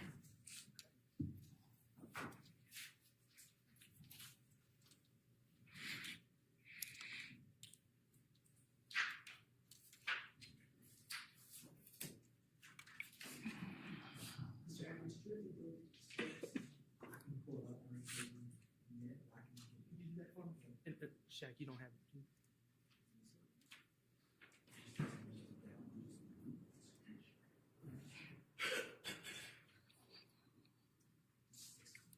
Thank you. Okay. May I approach? You may.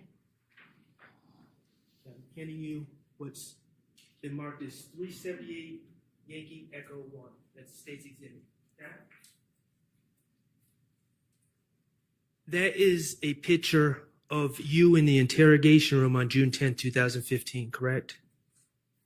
Yes. Okay. I'm going to just wait till we can display this.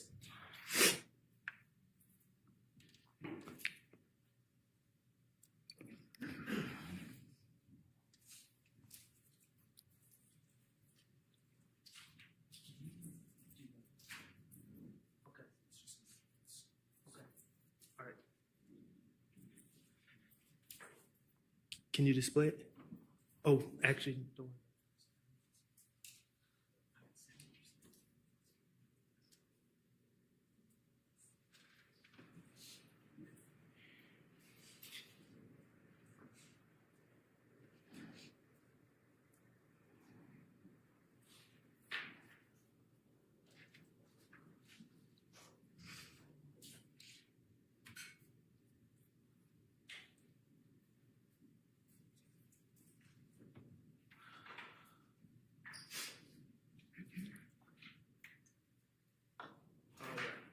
Thank you, Mr. Atkins. All right. Mr. Copeland, when you go to jail, you wear a blue jail outfit that's given to you by the Fulton County Sheriff Department, correct? Yes. Okay, and it says Fulton County Jail or Fulton County inmate on the shirt and the pants, correct? Yes. You absolutely hate wearing that blue outfit, correct? Without a doubt. Okay. In this picture, you are not wearing one of those blue outfits. You're wearing street clothes, correct? Right. Okay, but let's just be clear. In that picture on June 10, 2015, when you're being interviewed, your hands are shackled together, correct? Yes. You have leg irons on, correct? Yes. And the leg irons are attached to an anchor on the ground so you cannot get up and run, correct? And they're hurting. And they're hurting. And you knew that it was only, unless something drastic happened, it was only a matter of hours before you were going to have a blue Fulton County jumpsuit on, correct? Yes.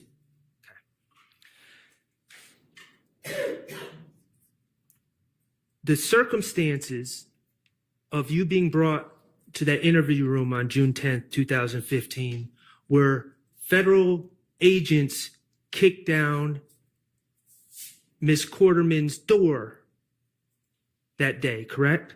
Yes. Okay, and they kicked down that door looking for you because they had an arrest warrant for you. Yes.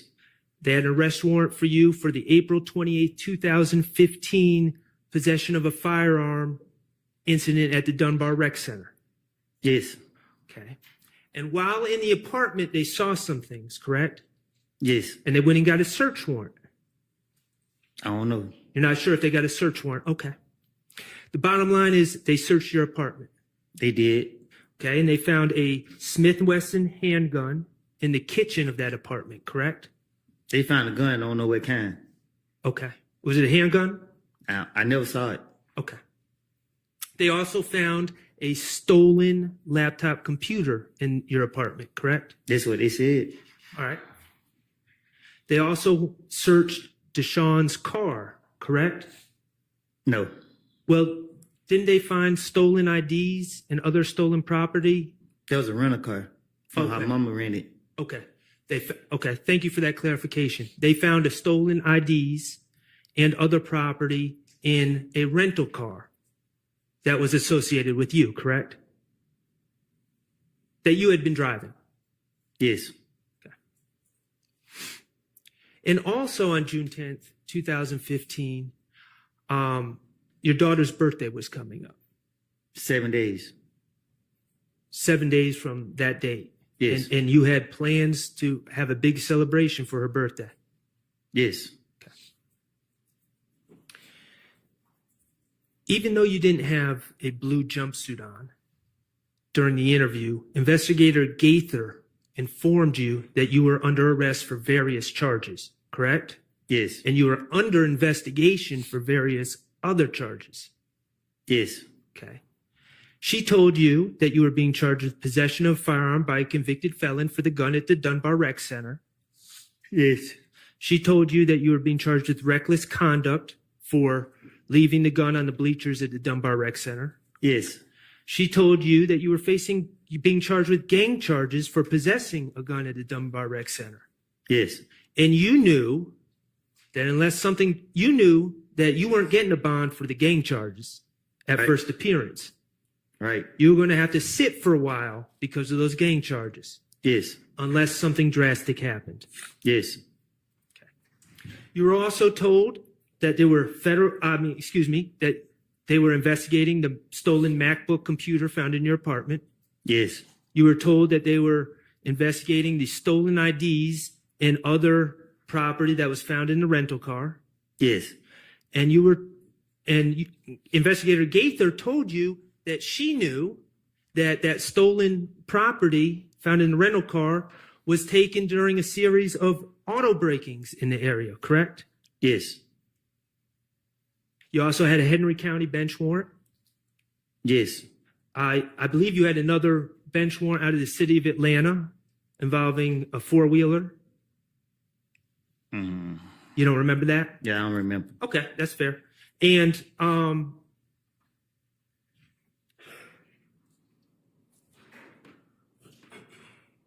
And eventually, Investigator Cunningham also told you that you were facing potentially federal charges.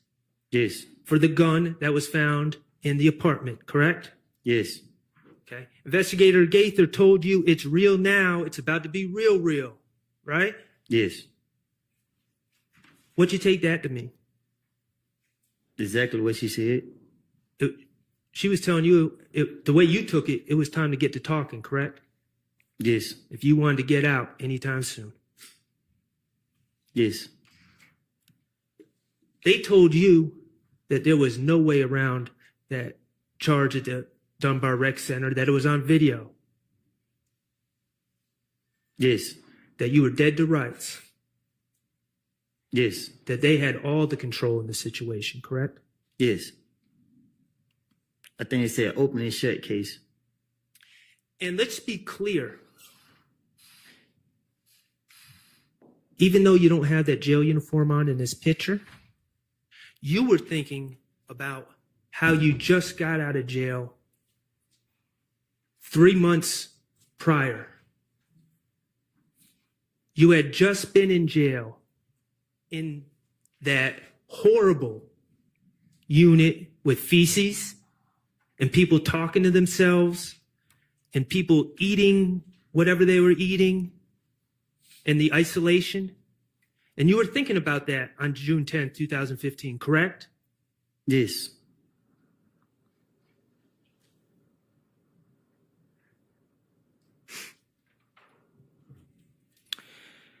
Could you play, Mr. Kokomo, could you play what's been marked DS23B? And this is from States 378 Yankee Echo 94048 to 94229.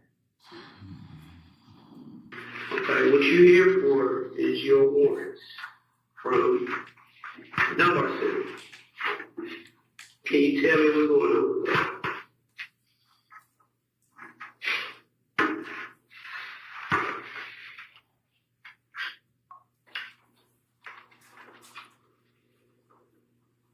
Can you tell me what's going on with that? With that weapon? How'd you get it? Number one. Because I got a version of how you got it, but I want to hear from you. How'd you get that gun? How did you get it? I got it. Because you had it. We got the video, bro. We got the video. So my question is to you, how did you become in possession of that? We ain't really gonna do the back and forth today. I love y'all. We ain't going back and forth today. That's what Investigator Gaither told you. Say that again? We ain't going back and forth today. Right. You took that to mean that they are in complete control, correct? That's what it means. You took that to mean that you needed to tell them what they wanted to know, or you weren't getting out, correct? This is it. That's what I took it as. You are, because I'm sitting set in place. This is an opportunity for you to help you. I'm asking you, how did you? Okay. You just heard Investigator Gaither say, this is your opportunity for you to help you. Heard that? Yes. You took that to mean that this is your chance to give the state or give the police what they want to help your situation. Nah, this is game time. It's time for me to finesse my way. Okay. And do you remember when Attorney Steele played that video, I guess it was yesterday, with Agent Cunningham talking about the federal charges? Okay, I'm not going to play that video again. Thank you. But I am going to talk to you about a few things that were said. You asked, I got charges with the feds, and Agent Cunningham said, it's up to you. It's totally up to you. Do you remember that? Yes. Okay. The police are telling you that you can talk your way out of this situation if you work with them, correct? Yes.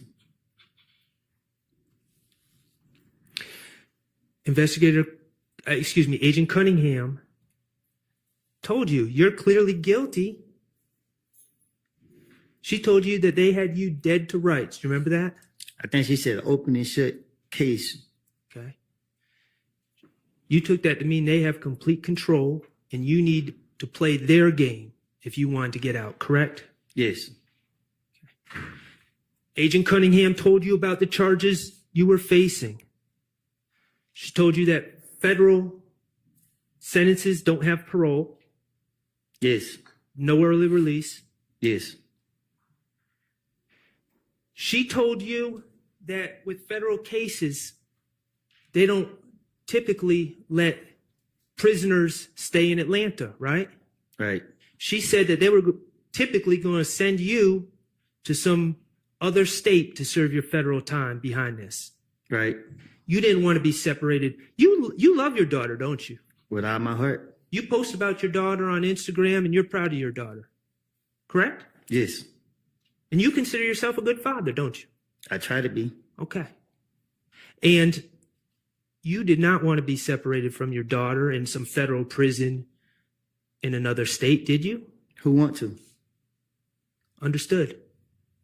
And Agent Cunningham also said that to her understanding, you're a 3-time convicted felon, making you an armed career criminal in the federal system, correct?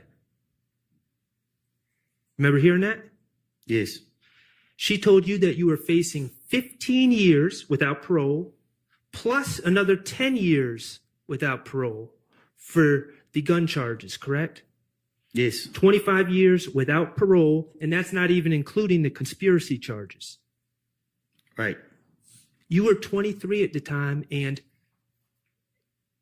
Agent Cunningham told you if you don't play ball, you're going to be locked up in a federal prison in another state until you are 48 years old. Isn't that correct? Yes. Wasn't that said to you? Yes. On June 10th, 2015. In the interrogation room. Miss Agent Cunningham also said that all this is up to you. It's totally up to you, right? Yes. She told you that she reports to the U.S. attorney, and she can tell the U.S. attorney what you did to help yourself out. I think we all heard what she said to me. Okay. Well, what did you take that to mean? That I need to help myself out. Okay. Does that include lying on others? That means that this is my chance to get myself out of this situation. It was time to finesse? Yeah.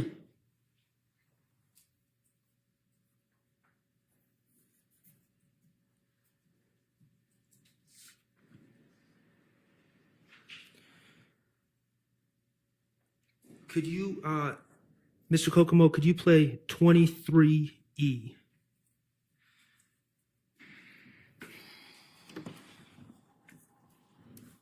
And for the record, Your Honor, DS-23E is States Exhibit 378 Yankee Echo, 1031 to 1032.50.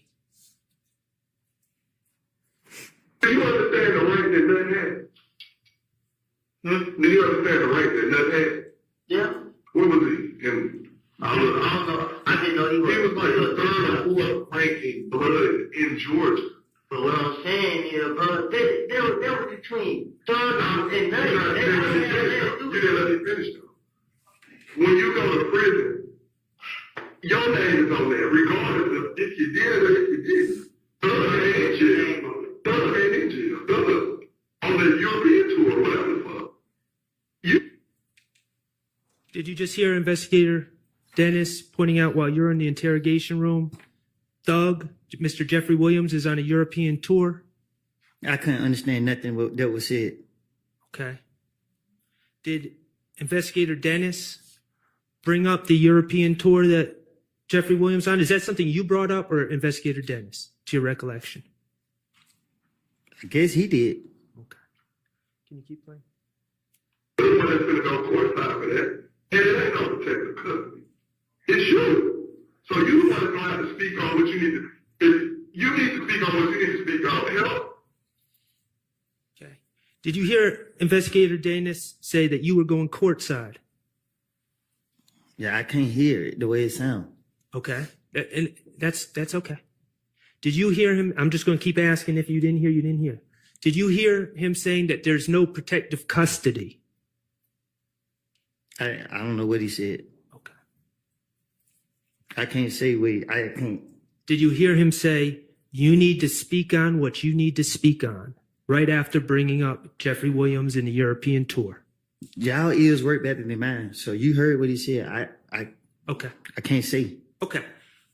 I'm going to play another portion of the clip. I'm going to ask you to listen, but I understand if you can't hear it, you can't hear it. Continue to play. Yourself. That's what you gotta think about yourself. I'm seriously going to jail. Period. You going to jail today. But you can determine how long you will stand for getting. Did you hear Investigator Gaither tell you you're going to jail? I heard that. But you get to determine how long. Yeah, I can't hear it again. Yes. What you gotta think about yourself. I'm seriously going to jail. Period. You going to jail today. But you can determine how long you will stand for getting. What did you take that to mean when Investigator Gaither says you're going to jail, but you get to determine how long? She gave me hope. And what would you have to do to determine? You wanted to not be in jail at all, but certainly not long, correct? Right. So what did you feel you needed to do? Listen to her and seek and I finesse my way out of it. Does that include lying? That's the first thing first.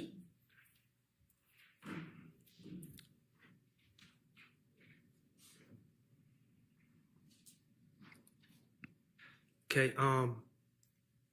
Mr. Kokomo, could you play DS23D, which is states 378 Yankee Echo, 10:04:20 to 10:06:25?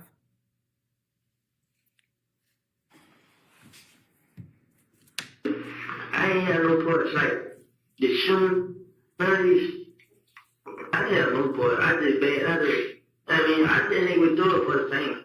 I mean, when they started doing this shit, everybody would call my name because they all, who did it? Then they even put my name in these songs. It ain't even me. I mean, the way y'all look at me, y'all supposed to do that. Sending them like that. I mean, Did you just hear yourself say that people are accusing you of things? Bro, I can't hear nothing in there, bro. Okay, could you play that again, Mr.? I can't hear it. You can play it 1,000 times. Okay, we're going to try it one more time because I think it's important. But Mr. Copeland, if you can't hear it, we'll move on, okay? Y'all ears are better than mine. I understand that. I'm not blaming you. I ain't had no parts like the shooting, none of these. I ain't had no part. I didn't even do it for the fame. I mean, when they started doing this shit, everybody would call my name because they all, who did it? Then they even put my name in these songs. It ain't even me. I mean, the way y'all look at me, y'all supposed to do that. Sending them like that. I mean. Okay. Mr. Copeland, did you hear yourself say, I just hang out with Thug for the fame? No. Okay. Did you hear yourself say that people are saying that you're committing these crimes, certain crimes, but it's not you? I didn't hear him. I heard I said Shannon's name, but I don't know what I said with it. Did you hear? Well, do you remember, regardless of what you heard, do you remember saying everything that people are blaming me for, they need to look at Shannon? I probably did. I can't hear what I said. Now that you have this immunity agreement from the state, you acknowledge that you were committing crimes back then, correct? What do you mean? Well, you've acknowledged that, and we're going to get to it later, but you've acknowledged that you and Threat shut up Rich Homie Kwan's dad's barbershop, for instance. Right? You testified to that. All right. Okay. So when you said, I ain't doing nothing. When people are blaming me, they need to be looking at Shannon. That was not true. That was you trying to shift blame from yourself. That was you finessing. But I already said it. I understand that. But that's an example of you finessing, correct? And shifting the blame from you to Shannon, right? I said it to you, and I said it to them, and I'm saying it again. I have lied, and you're gonna keep sitting here asking me the same question. You just said a minute ago that you weren't gonna ask me the same question. Okay. All right. I'm gonna play something not that you said, what other people said to you, okay? And I'm gonna ask you to listen, and if you can't hear, you can't hear, okay? All right.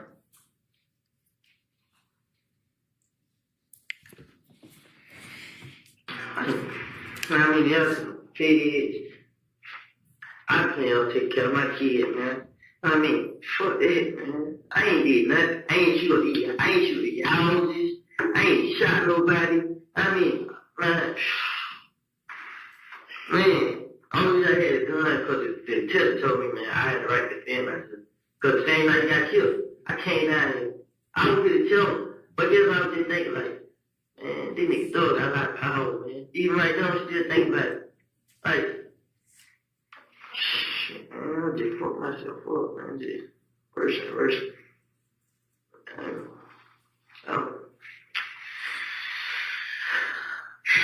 Yeah. I want to say, I don't know. I'll make that decision. I ain't have no foot. Keep going. I'm We sorry. will talk to the USA. The judge makes. Did you hear yourself ask Agent Cunningham if your case is going to the feds? Yes. Did you hear Agent Cunningham say, I don't know, I just talked to the AUSA? No. Okay. Keep playing. Decision on, what's going down there. I ain't have no foot, so I ain't. But you were, I don't know if you had no part of that. That's yet to be determined. But you had every part of the gun that was found today. No, you keep saying the gun that was found today. I didn't have that gun. Though I keep saying y'all my fingerprints. My fingerprint, I will come back on that gun. Do you know what actual and constructive possession is? Been around. Yeah, being around. But I didn't know what it was in there, though. Just like she said she didn't know, I didn't know. Man, I'm mad at them. The baby didn't know. She a baby. Now, this is what I'm saying here. Me and her just, we were there. But I wasn't there yesterday. But you were there this morning when they found it, sweetheart. You know how I got there this morning? You know how Well, I got there. but that's irrelevant. You were there. When they came and brought you up, it was there, you were there. That's all I need. That's on you. So what you need me to do? I don't know, I'm just trying to get I mean, that's on you. This is on me. It ain't no way I can get out of it. Help yourself. I'm trying to. Help myself, you. That's you talking. That's a good start.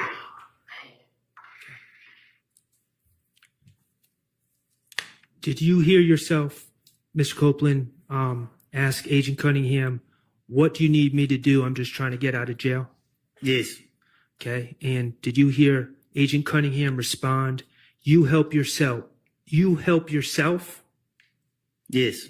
Help us help you? Yes. You're talking, that's a start? I said yes. Okay. Help us help you.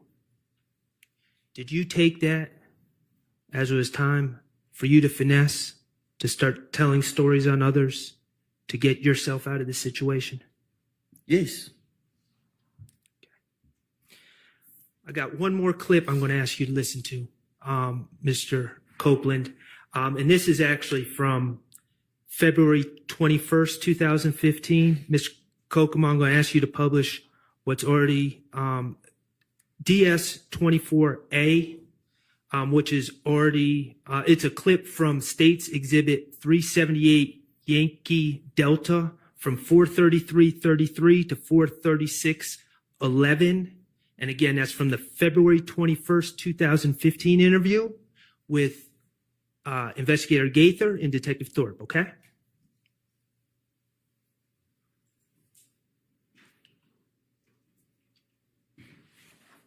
mercy on me.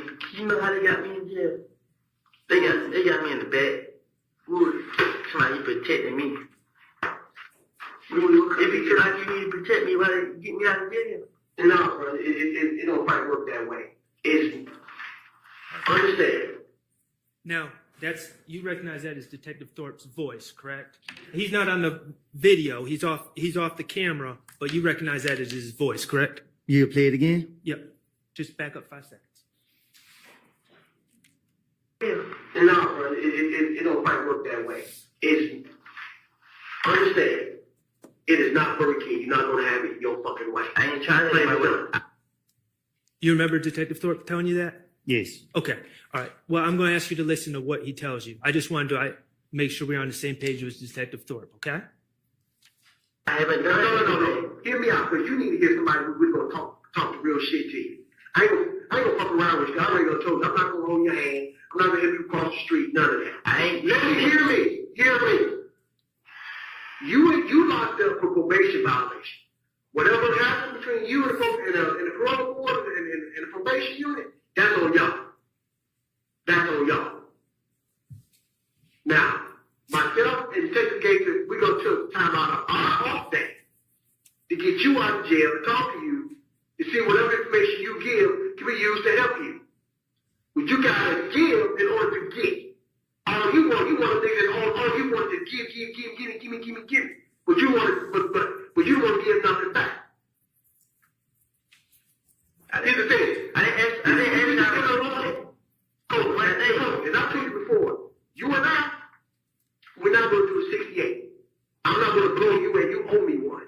No, it don't work that way. You understand what I'm getting at? Because I don't fuck around with you no more. You want people to help you out, but then you step and stop at the certain line and say, well, you figure out the rest. I got the information. So, Mr. Copeland, that was on February 21st, 2015. You would agree that Detective Thorpe made these comments to you before you first lied and said that Mr. Garlington told you the information on Shannon and others, correct? Yes. Okay.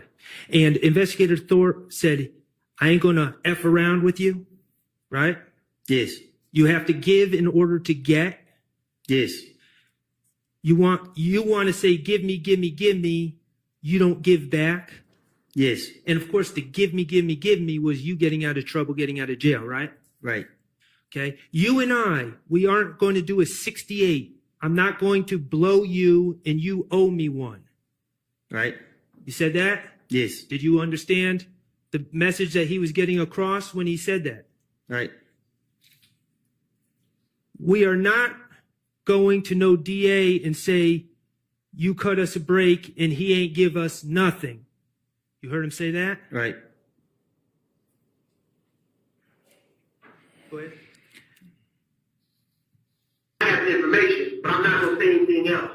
Y'all just need to go ahead and check me out of jail, and I'm good after that. No, brother, it don't work that way. Whatever fucking TV show you was watching, that motherfucker was wrong. I don't even look at TV. I can't hear So you. whoever told you whatever you thinking, you're dead ass wrong. We're not going to go to no district attorney and say, can you go ahead and cut him a break because he gave us nothing? Nigga, don't work that way. When the fuck did lifestyle working that way? It don't work that way. That's a fuck courtesy. Man. You gotta give to give. And that's just being real. Are we? Did you hear Investigator Gaither back Detective Thorpe up and tell you, you got to give to get, and that's just being real? Yeah, I just heard it. Okay.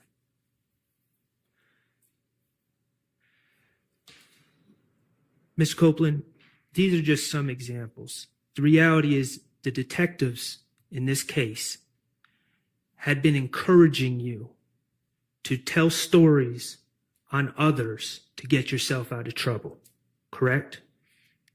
For the 100th time, I've been telling you that. You knew how to finesse on your own, right? But the detectives were also encouraging you to finesse, correct? They were tricking me.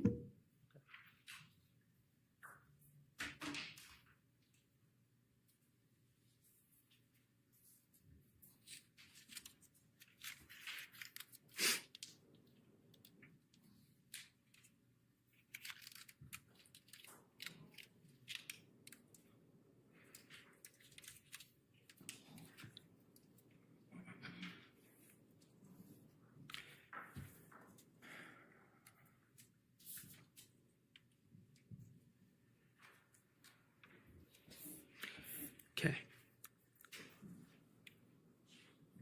As I understand it, Mr. Copeland, your testimony is that you told many lies in these interviews in 2015, correct?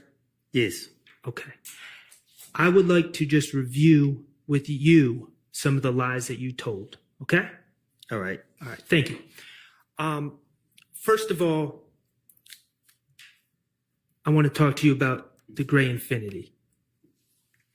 Okay? I'm listening. All right.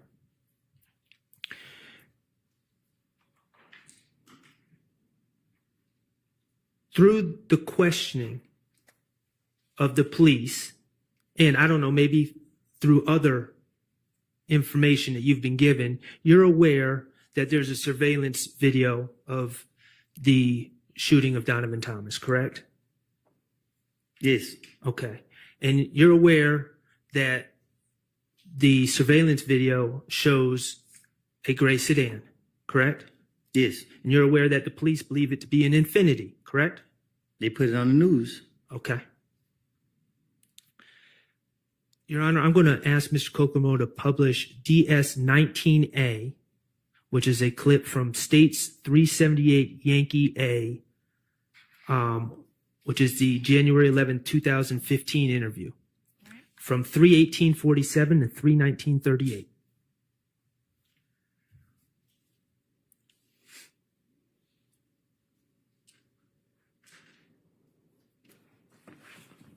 Who's Walter Lee Maddox? Who? Who's Walter Maddox? No Y'all- man? Did y'all ever rent or own an Infinity? Infinity. Y'all ever rent one of those cars before? Have you ever been stopped in an Infinity before? Yeah. Had an accident in an Infinity? No. A Maxima? Have I ever had a car wreck in? Mm-hmm. No. Let me think. Anytime. I had a car wreck in the Pontiac. That was a couple years ago. I ain't had no car wreck. I ain't had no red plate. I ain't have none in it. Okay, this is the same night that Donovan Thomas was shot and killed, correct? Can you say it again? This is the same night. This interview was the same night that Donovan Thomas was shot and killed, correct? I guess. Okay. And Detective Thorpe, you heard him. He asked if you've ever owned or rented an Infinity, correct? That's what he said. And you said no. Right? Right. He asked if you ever wrecked an Infinity. Right? Right. And you said no. Right. Okay. I'm going to publish, Your Honor, with your permission, DS-19B, which is a clip from the same interview on 378 Yankee Alpha, States Exhibit 378 Yankee Alpha, from 3/20/28 to 3/20/48. It's just 20 seconds. Is it video? Yes. 3/20/28 to 3/20/48. Y'all ever had a Infinity Gray? He's not playing. Gray? Y'all ever? Is it up now? No. Okay. Could you start it over? Y'all ever had a Infinity Gray? A Gray Infinity Q45 before? A truck? No. A cup? Yeah. Not I know of. I actually brother, maybe his car. Maybe a red car he had rented or something like that. That's cool. That's cool. Okay. In that clip, again, Detective Thorpe asked you about whether you ever had a gray Infinity, correct? Right. And you said, not that I know of. Right. Okay. Those were your statements on January 11th, 2015, hours after Donovan Thomas was shot, correct? Right. Okay. I want to talk to you about the reality. The reality is that you asked Jeffrey Williams to rent you a gray Infiniti, correct? I'm listening. Or I should say you asked him to rent you a car, and it ended up being a gray Infiniti, correct? I'm listening. Okay. The reality is that on the night of June 9th, going into the morning of June 10th, the same day that Donovan Thomas was shot, you were driving that Infiniti on the highway, correct?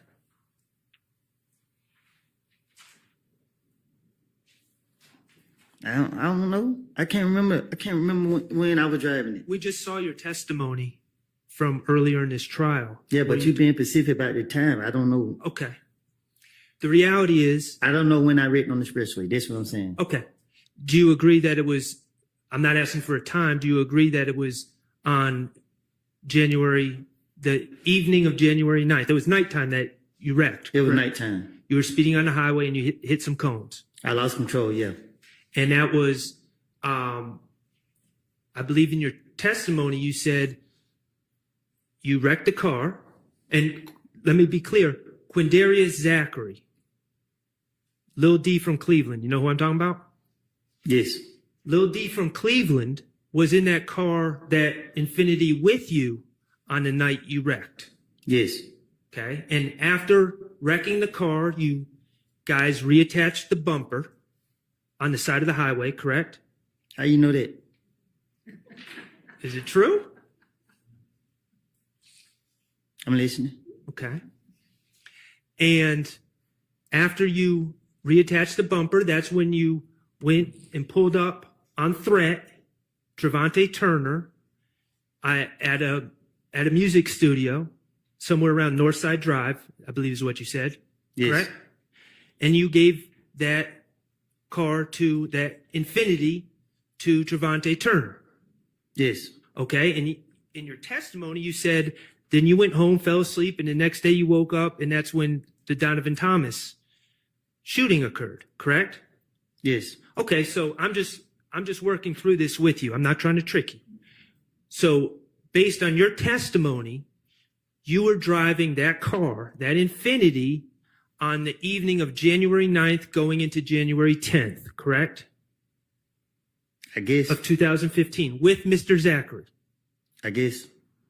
And you gave that Infiniti to your good friend, Threat, in the early morning hours of January 10th, 2015, correct? I gave it to him at nighttime. It was dark. Okay. So you don't remember if it was before midnight or after midnight. Is that what you're saying? I don't keep up with the time. Okay, that's fine. The bottom line is you were specifically asked about that Infiniti or an Infiniti hours after Donovan Thomas was shot. And you denied ever being in possession of an Infiniti, correct? Say that again. When you were asked on January 11th, early in the morning, talking to Detective Thorpe, when Detective Thorpe, the lead investigator of the Donovan Thomas murder, asked you about possessing a gray Infiniti, you denied that you ever had one, correct? Right. Okay. Let's talk about the gun at the Dunbar Rec Center.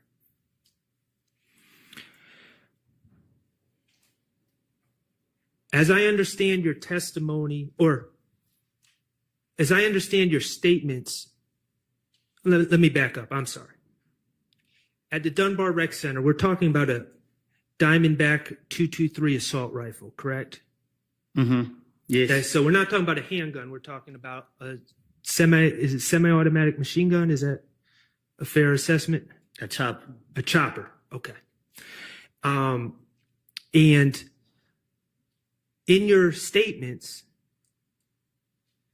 back in 2015, you repeatedly denied possession of that gun, didn't you? They put it on me. Okay. And your testimony actually here today is that you were just there playing basketball and they put it on you. That's what the video would show. Okay.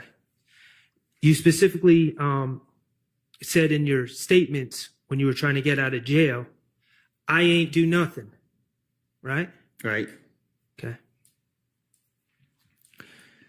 The reality is that you pled to that case in federal court, correct? Yes. Okay. In federal court, you acknowledged possessing that gun. Yes. Okay. And you were sentenced. Yes. Okay. And you served, and to be fair to you, you served your sentence, right? Yes. Okay. Let's talk about the stolen IDs in the rental car and the laptop in the apartment on June 10th, 2015, okay? And that's the day that the federal agents kicked into Sean's door and locked you up. And that's also the same day that you made up the story and lied and said Demekion Garlington told you that Shannon and others were responsible for killing Donovan Thomas, right? Yes. Okay. Can you play DS23I for me, Mr. Kokomo? And that's States Exhibit 378 Yankee Echo from June 10th, 2015, from 11:25:01 to 11:26:20. Like I said, you didn't say that. You said, I'll tell you, did that shit. Yeah. Okay. There's one of them now? Neither is real. Little Mike now. Pause. Can you play it again? Yes, we can. Like I said, you didn't say that. You said, I'll tell you, did that shit. Yeah. Okay. There's one of them now? Neither is real. Little Mike now. Little Mike, please. In that clip, you're being asked about how those stolen items ended up in your apartment and your rental car, correct? Yes. And you're telling the investigators that you didn't do those auto breakings that resulted in those items being stolen, correct? Right. You're saying it was Little Mike and Quez from Etheridge? Yes. Okay. You never heard of him? You never heard of him? They want him. Whatever they call it about them. I'm pretty wait. You pull out the other day about 5 of y'all and nothing. There's gonna be a lot of motherfuckers out there. How am I gonna know it's them? You. Well. Why you got it though? I don't know it. Why I got it? Look, I'm trying to jewels out for him. What that mean? Make me just run out for him. What, sell somebody out there? No, just like, I mean, it's like, What's the burger make me run out for him. How did you get it? How did you get it? Shit, then I got it. When they bought the cup, Tay bought the cup back to me. Wait a minute, you let Tay borrow the Jeep. Yeah. Lil D, bro. No. You know what I'm talking about. You talking about Trevante. Yeah, you let Trevante use the car. Yeah, he's supposed to go to jail. You know what I'm saying? But when they pull that car, I let you know. Okay.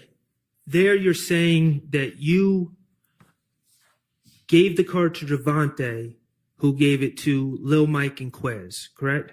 Yes. Okay, and you would agree that Detectives Gaither and Dennis are telling you we've never even heard of Lil Mike and Quez, correct? Yes. Mr. Copeland, Lil Mike is not a real person, is he? No. That was the finesse. You invented a person out of thin air, correct?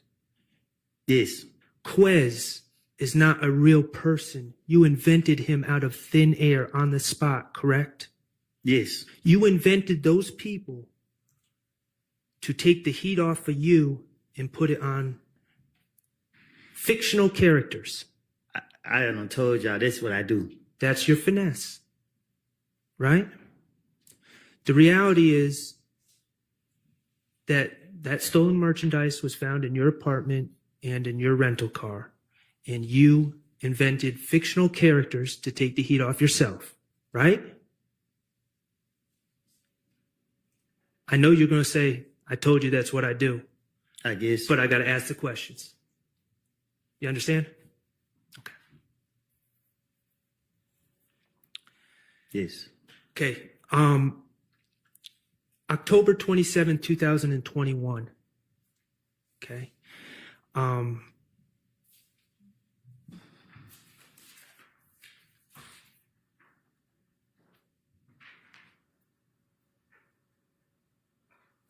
Your Honor, may I approach? You may. Mr. Copeland, I am handing you what's been marked DS25C. Do you recognize the people in that photograph? Yes. Okay, and who are those people? Me and the police.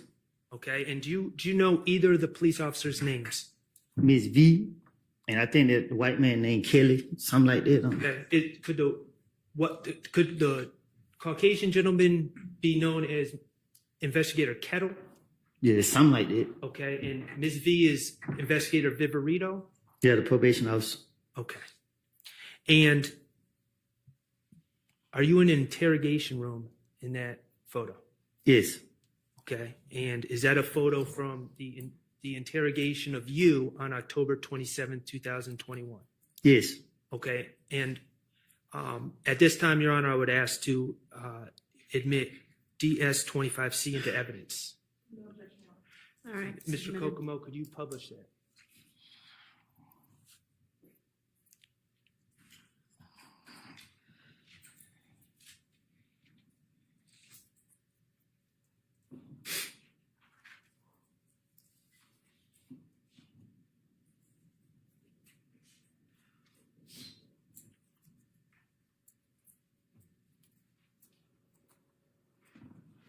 Okay, and like I asked you about the photo from June 10, 2015, I'm going to ask about this photo as well. You don't appear to be wearing a Fulton County blue uniform, are you? No.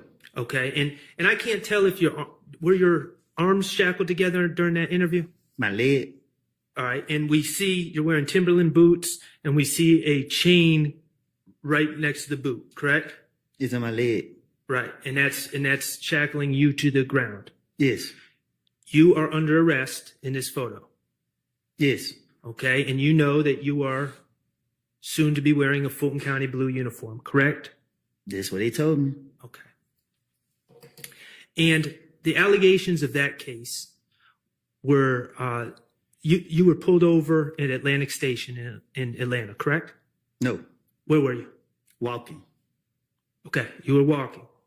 All right.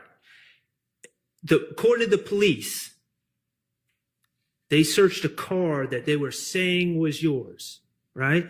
Yes. And they found a handgun under the car seat, correct? That's what they claim. Okay. And you were a convicted felon, so you're not allowed to possess the handgun. But I was walking. Okay, I understand that that's what you're saying. But you were charged with reckless conduct and possession of a firearm by a convicted felon, correct? Yes. Okay. No. I was charged with driving with suspended license and a firearm. Okay. Thank you for that correction. When you say firearm, you're talking about possession of a firearm by a convicted felon? Yes. Okay. And there's a little complication with that explanation. You were, in fact, searched after you were arrested, correct? I was tased and everything. Okay. And when the police searched your clothing, correct? Yes. And they actually found a magazine in your pocket, and bullets in your pocket, correct? That's what they say. In the pocket of the pants you were wearing. Correct? That's what they say. Okay. And when I say a magazine, that's a component of a gun that holds the bullets, correct? I guess. Okay. All right. Mr. Kokomo, could you play DS25B, which is from 10/27/21 interview from 2/23/05 to 2/23/58? I think that video has been tendered and admitted. Has it? Do you know? It has not. I am asking to, well, I'll go about this a different way. Thank you, Ms. Hill. I don't have an objection, so I'm just saying that it's not admitted. I might not need to play the video. Mr. Copeland, do you remember in that interview, you were asked about if that's not your gun in the car, and if you were just walking, why do you have a magazine with bullets in your pocket? Correct? You remember them asking you that? Can I speak to my lawyer? Yes.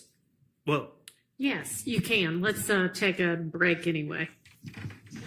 We'll take about 15 minutes.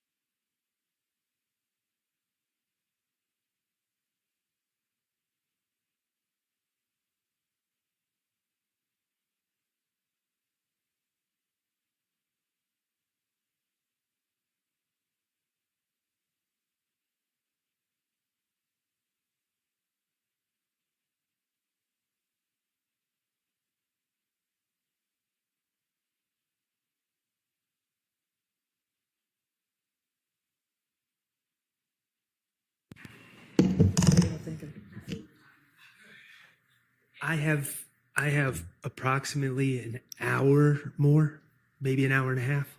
Okay. And Mr. Williams, were you going to do any cross?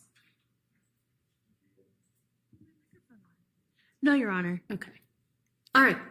We'll break.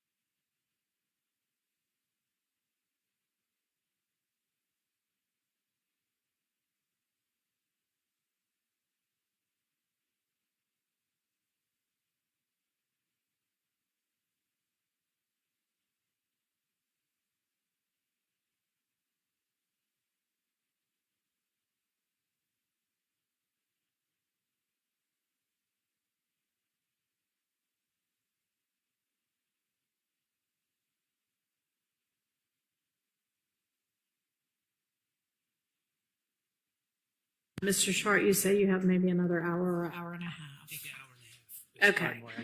And then the state thinks redirect of, About an hour and a half, 2 hours. okay. So Mr. Copeland, I'm sure much to his chagrin, will be coming back on Tuesday of next week anyway. Here's the situation. We also need to deal with what we're going to do about the juror. And I know y'all wanted some further information and maybe to even ask some questions. And it doesn't necessarily have to be done today, but it has to be done fairly quickly if the ultimate decision is going to be something other than she stays here. So we can do one or the other this afternoon. We could either finish her cross or we could deal with the juror, but I don't think we can do both, which is fine. So I just was kind of maybe going to ask you, do you have a preference? I would prefer to finish my cross. Okay. And I think that probably makes more sense anyway, but we're going to need to then deal with the juror issue Tuesday, I think is, we just can't leave that out there. You know, I'm sure she's wondering what the decision is going to be. Are we able, if Mr. Sharp, I know he said he was going to go for maybe another hour to hour and a half. If he does finish just before 5 or within a certain amount of time, would the court be willing to inquire of the juror? Sure. If we, if it's like close to 5, but I don't want, yes, maybe. It just all depends on what our timing's going to be. Okay. All right. Let's get Mr. Copeland back in, get the jury back in.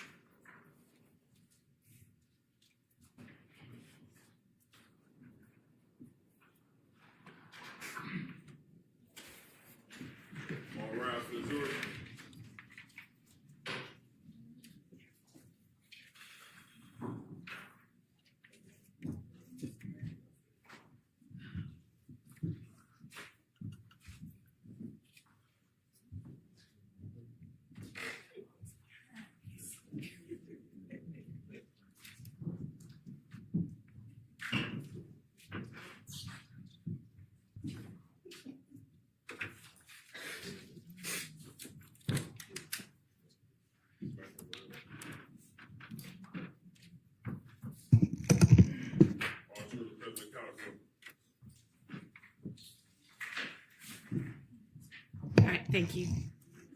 Go ahead, Mr. Sharp. Thank you, Your Honor. Mr. Copeland, before we broke, we were talking about the October 27, 2021 interview with Investigator Viverito and Investigator Kettle, correct? Okay. And you were being accused of possession of a firearm and driving offenses. Yes. And in that statement you gave on October 27, 2021, okay, you were denying possessing the firearm that was found in the car that they said was being driven by you. Yes. Okay. And what I was asking you about is about your pockets being searched after your arrest, right? I'm listening. Okay. And the reality is the police did search your pockets and they found a magazine and some bullets. And Investigator Viverito told you that, correct? I don't recall. Okay. You told investigator Viverito that the magazine and the bullets were in your pocket because you had just grabbed someone else's pants and put them on, correct? Yes. Okay.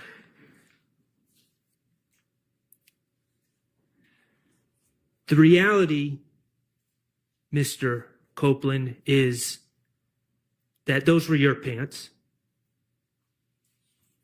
Prove it. Okay. Let me ask you this. Did you plead guilty to possessing a firearm in case 22 SC 182134 on June 28, 2023? I played NOLO. Okay. And that was involving this incident, correct? Yes. Okay. Fair enough. Going to ask you about the shooting of Rich Homie Kwan's father's barbershop. Okay? Is that okay? No. Okay, well, I got to do it. You're aware that Rich Homie Kwan's father does own a barbershop in Atlanta, correct? I guess. Okay. 2014, someone shot up Rich Homie Kwan's father's barbershop, correct? I guess. Okay. And this was a big deal. Rich Homie Kwan, at least at that time, was a well-known rapper.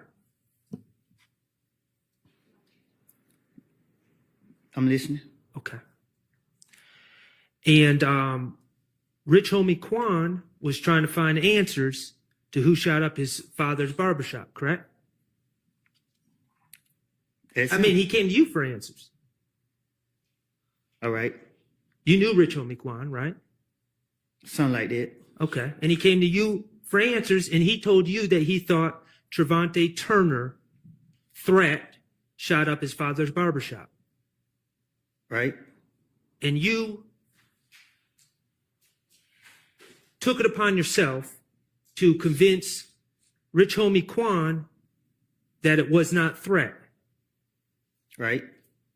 And you did that, at least partially, because you knew that Rich Homie Kwan was thinking about putting money on Threat's head, correct?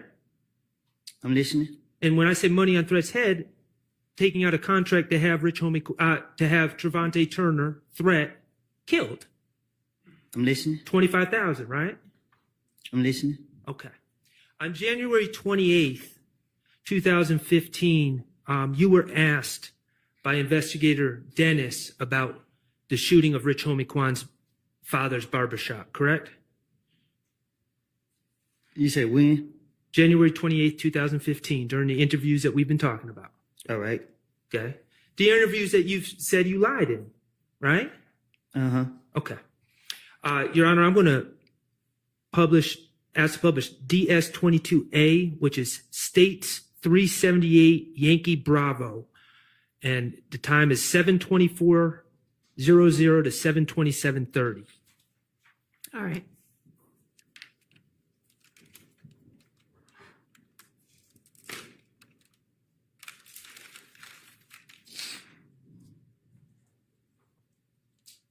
Okay, and on the screen, that's you, Investigator Dennis, and Investigator Gaither, correct? Yes. Okay, thank you. Then Rich on the corner, like, you got 25,000 have Tate killed. It's like from the picture you just showed me? Nah, Tate who just got shot the other night. Oh, in the car over there? Okay. He had 25,000 have. We're going to get to Rich Homie Kwan's father's barbershop in a second. Trevante Turner is now sadly deceased, correct? All right. When you were talking about him being shot back in 2015, he was also shot in 2015, correct? Yes. Okay. And that was Shell Kel who shot? I'm not for sure who shot him. Okay. Tate killed. Who did? Just Rich on the corner shit. Because he be telling me. So I'm telling Rich on the corner, like, but you got these niggas in your house. These same niggas shooting up my house, bro.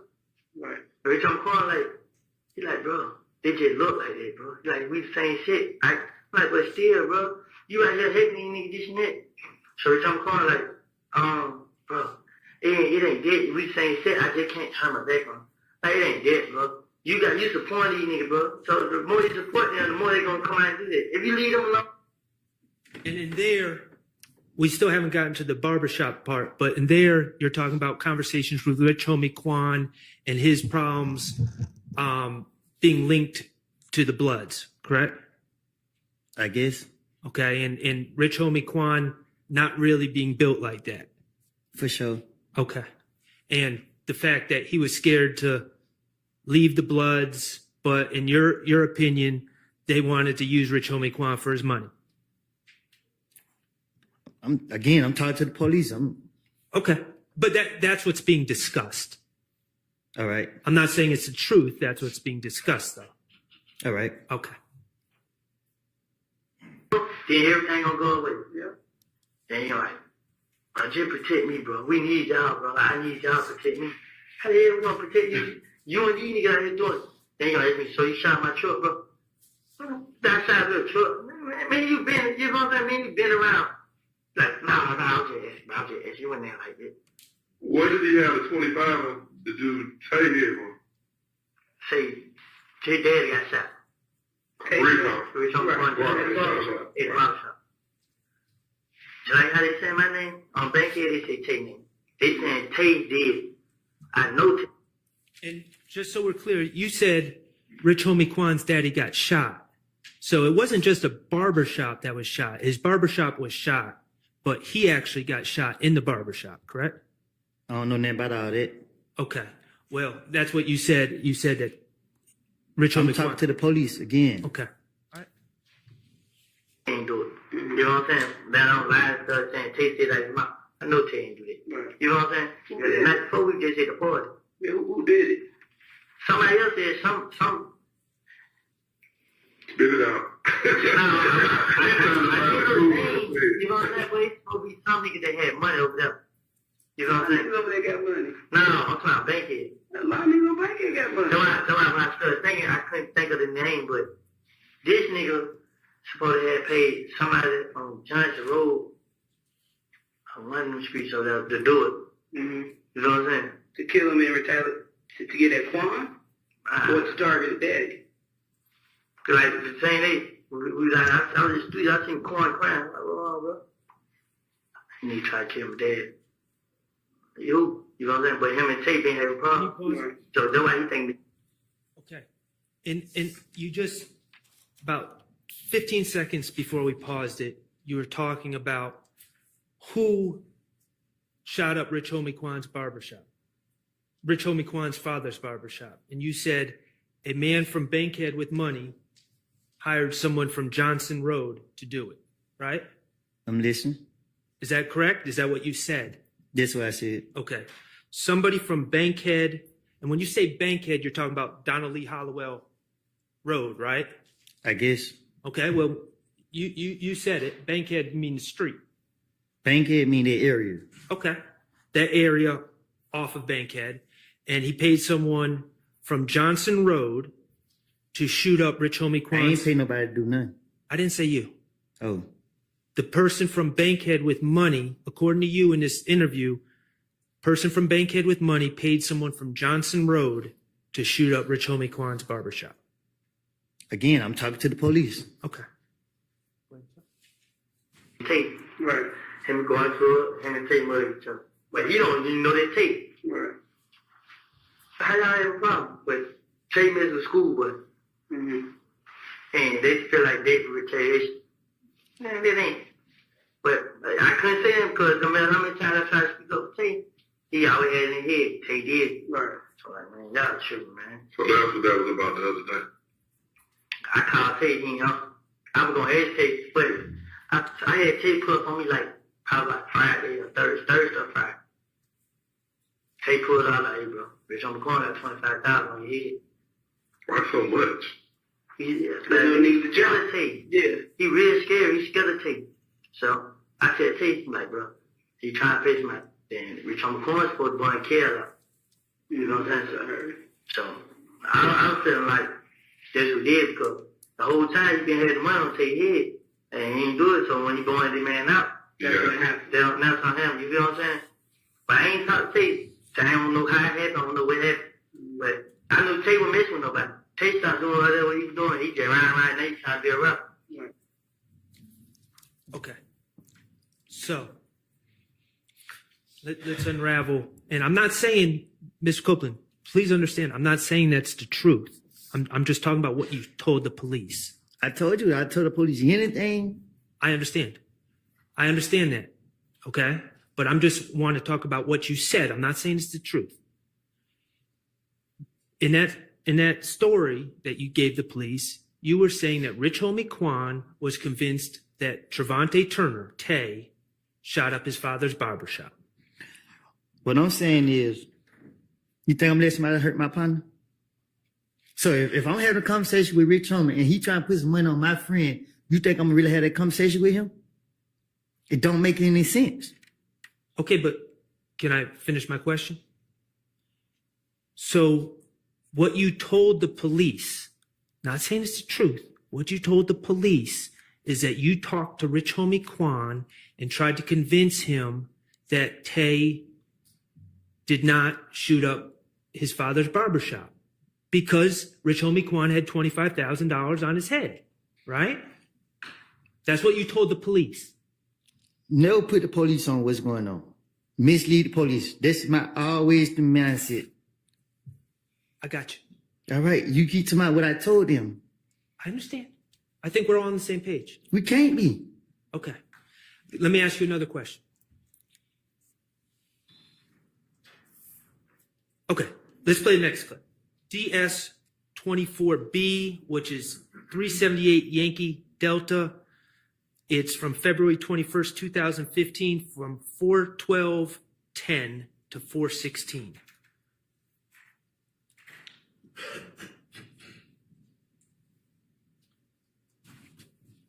You playing the video? Yes. Thank you. You're trying to resolve the problem at hand. And I told you the only way for you to start resolving, to get this shit started and resolving it, is you gotta talk to us straight up. That's it. You gotta talk to us straight up. Because if you're not, it's just gonna continue and continue and continue.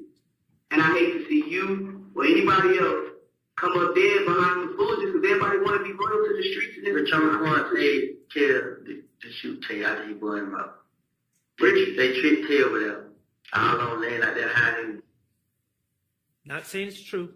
You told Investigator Gaither that Rich Homie Quan paid Shell Kel, to shoot Tay. Correct? That's what I said. Okay.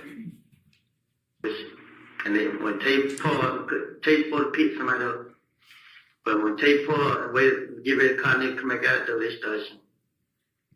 And then my so-called sister, not my mama child, somebody, I don't know, but go around telling folks that I shot her house up. When she know the whole time they shit Tay up. So, you see what I got to go through? Hold on, let me get this straight. You said Quan paid who? Kel to shoot at Tay. To kill Tay. To kill Tay. How much you paid? It's supposed to be $25,000. Did he get it? I told Tay before it happened. I told Tay, come pull up on me. Tay pull up on me. I said, bro, look, bro. I love you there, bro. But you gotta get out of the way, bro. Rich Homie Quan, goddamn, you want you dead, bro. Why? Cause somebody shot Rich Homie Quan dead at the box shop. Right. They think it was Tay, right? Yeah, they think it was Tay. I don't think Rich Homie Quan. It wasn't Tay, bro. Who was it? I don't know. Then the crazy thing about it, they, like, as I was listening, they were speaking on it like, it's supposed to be somehow bankhead with some money. I don't know who this nigga was, who he is. I never heard. I heard him say a name, but I can't think of what it is. But I know if I was to hear it, I know.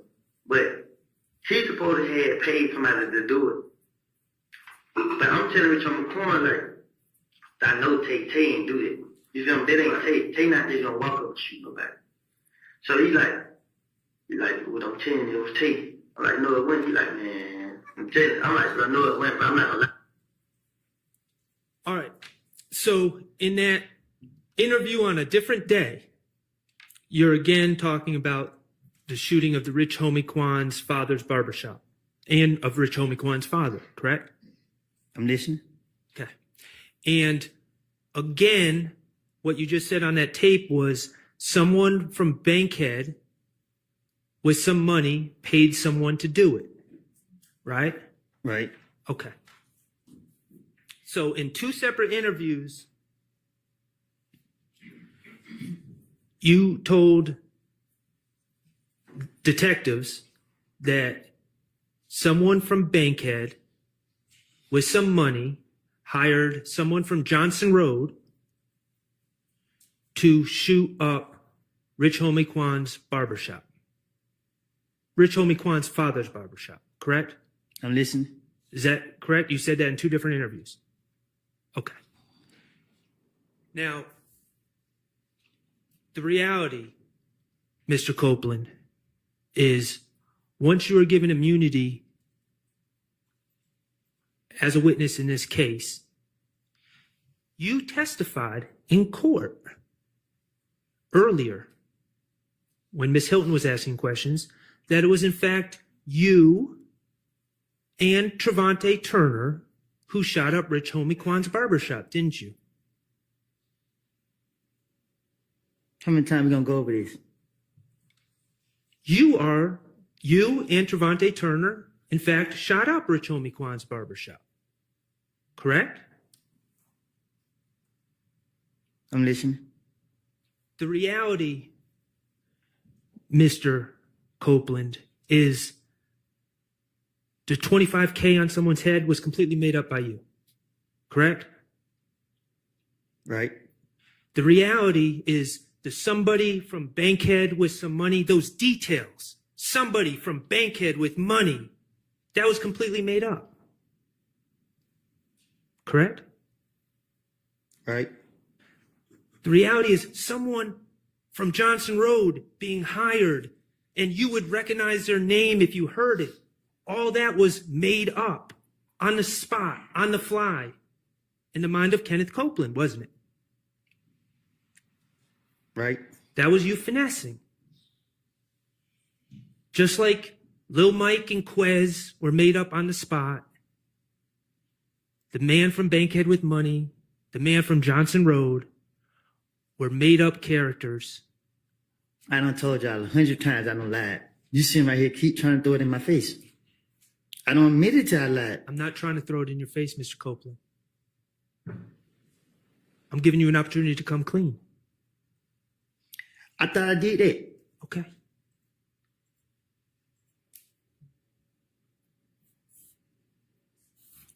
Are these the type of details? You remember when you talked about details make your lies more believable to the police?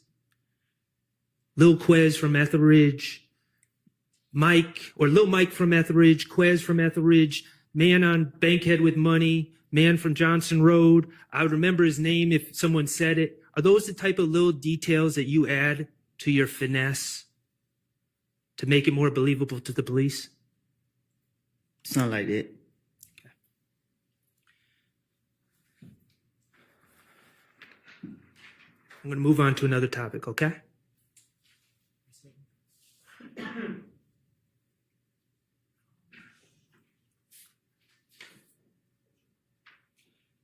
Your Honor, may I approach the witness with DS-30?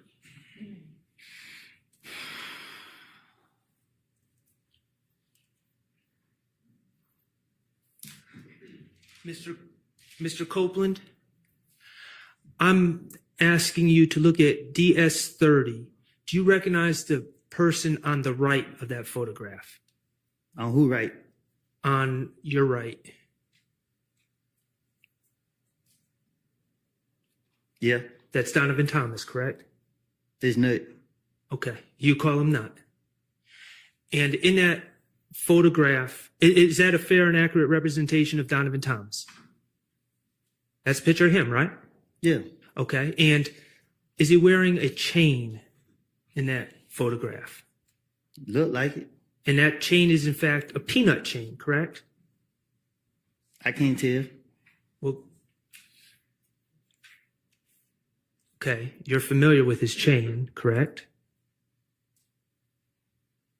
It's a peanut chain. Thank you. Your Honor, I would move to admit DS30 into evidence. Admitted. Mr. Kokomo, if you could publish that picture, please.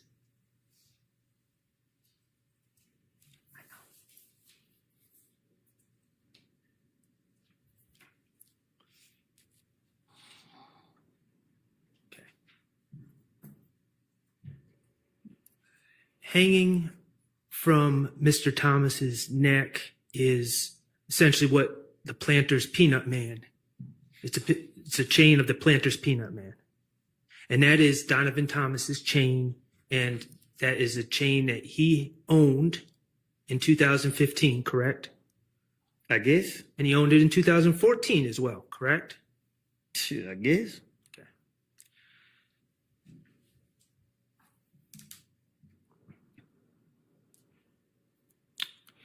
You are aware that in late 2014, Donovan Thomas's chain went missing, correct? Right. Someone stole it. If that's what you want to call it. Okay. Do you remember on January 11, 2015, the day you went to talk to Detective Thorpe? Detective Thorpe asked you about your relationship with Donovan Thomas, right? I'm listening. Okay. Mr. Kokomo, could you publish DS 18A, which is States 378 Yankee Alpha, which is January 11, 2015, 3:14:23 to 3:14:36. It's just 13 seconds, if you could listen.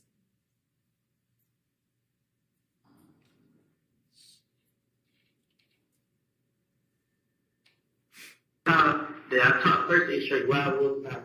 I didn't do it. I never had a problem with it. Ain't never had two words to each other. Me and that was always okay. You know what I'm saying? Only person I had a problem with was Kev. I already be with him. When we see each other, they jump me up. When they be with him. Okay, Mr. Kokomo, could you now publish DS 18B, which is from January 11th, 2015, 3:20:50 to 3:21:04 a.m. So, we never had a problem with that. Never in life. Okay. Never cool. Okay. We just had a problem with Brother Kale. Yes. Describe Kale to me. Show you a picture. Mr. Kokomo, could you publish DS 18C, which is from the same interview, same exhibit, 3:30:31 to 3:31:02?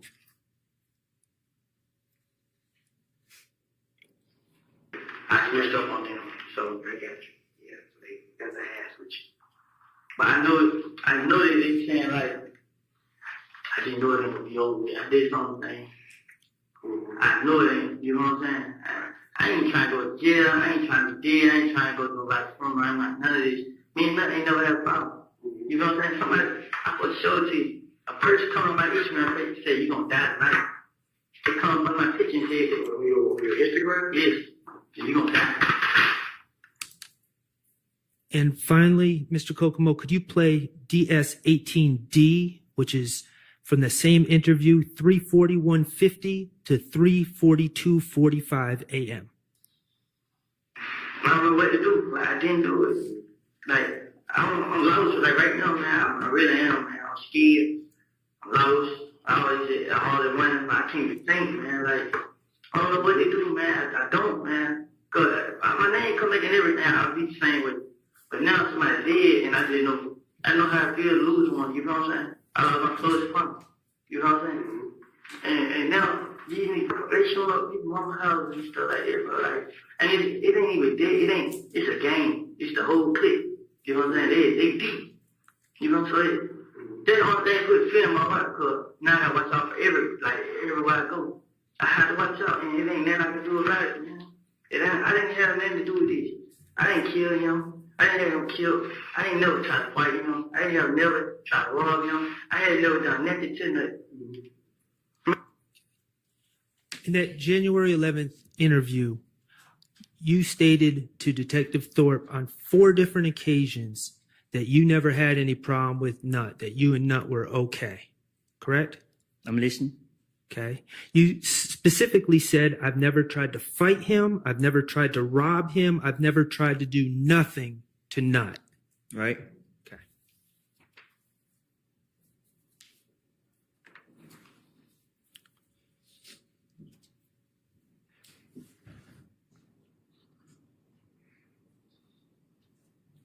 Your Honor, I'm going to ask Mr. Kokomo to publish DS21, which is States 378 Yankee Beta from 8/11/50 to 8/13/18.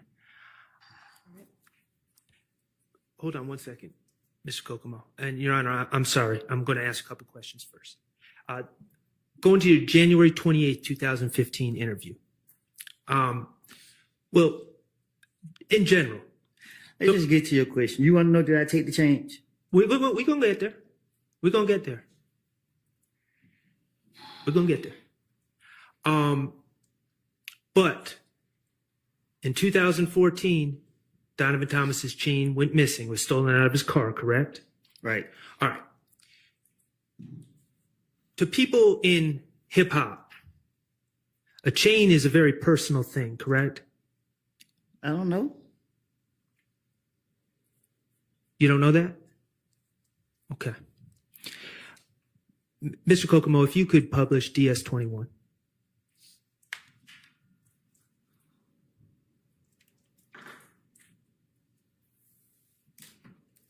Like, and then, like, you had somebody broke in that car and gave me the phone and the jury. Because when I realized I was ticked, you know what I'm saying? What the hell?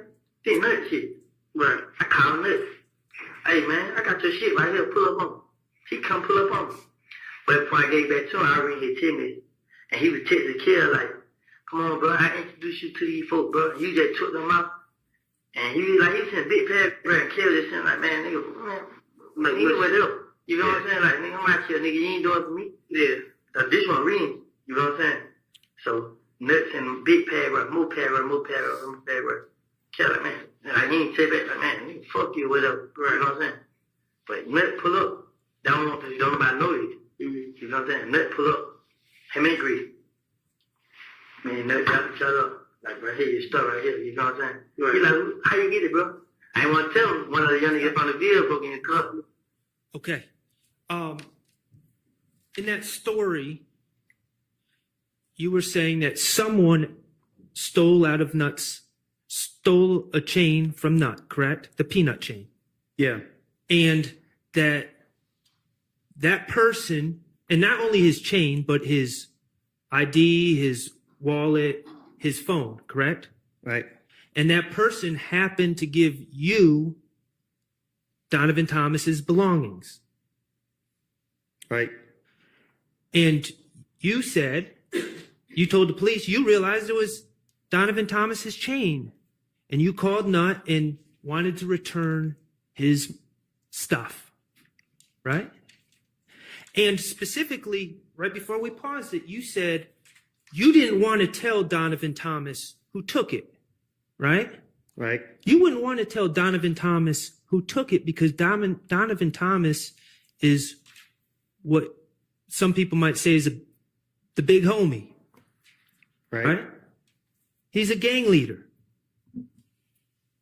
You don't just take Donovan Thomas's chain and it's all cool, correct? I don't know. Well, that's why you wouldn't want to tell Donovan Thomas who took it, correct? You'd want to protect whoever took that chain. You wouldn't want Donovan Thomas gunning for that person for disrespecting his property, right? Right.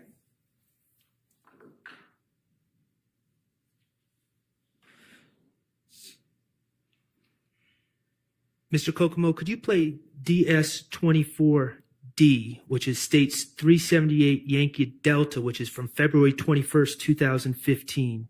And this is from 5:37:44 to 5:40:26.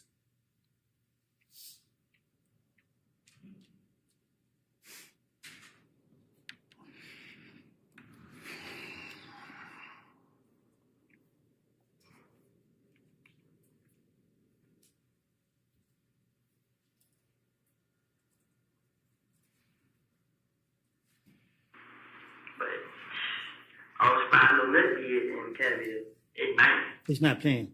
He told me to pull up there one day. Is it popped up now? No. You started again, Mr. Kokomo. There you go. Thank you. I was by a little nut kid in Canada at night. He told me to pull up there one day.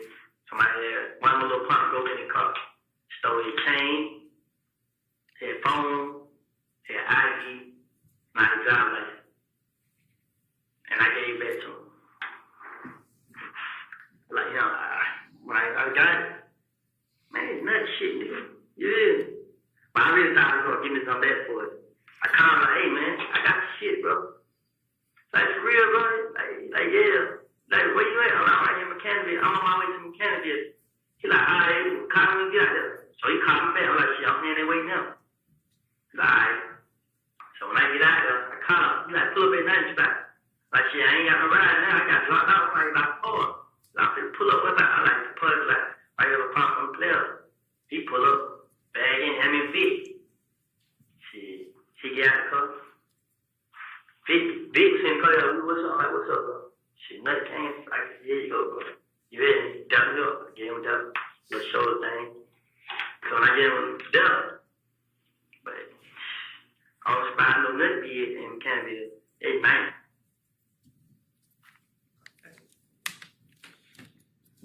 Again, on February 21st, 2015, you're telling that investigator about your partner stealing from Donovan Thomas and then giving you the chain and the phone and the wallet, and then you returning it back to Donovan Thomas, right? And you dapped him up, and you and Donovan Thomas were all good, right? Okay. January 11th, 2015, you repeatedly said you had no problems with Donovan Thomas, right? January 28th, you talked about the chain. It was someone else that took it. You returned it to Donovan Thomas, wouldn't tell him who took it, but y'all were all good, right? February 21st, 2015, you again repeated that story about one of your partners taking the chain, it ending up in your hands. You returned it to Donovan Thomas, you dap him up, you're all good, right? Mr. Copeland, the reality is, late in 2014, you broke into Donovan Thomas's truck. Isn't that correct? The door was open. The reality is, you knew that was Donovan Thomas's truck. You know what he drove, right? You went into his truck and took his peanut chain, right? You knew it was Donovan Thomas's peanut chain, but you didn't care. You wanted to disrespect Donovan Thomas. You wanted to take his stuff. Isn't that correct? It wasn't about disrespecting him.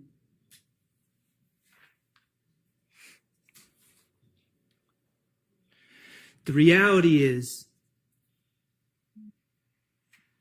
Mr. Copeland, that Donovan Thomas called his phone and you answered. Isn't that correct?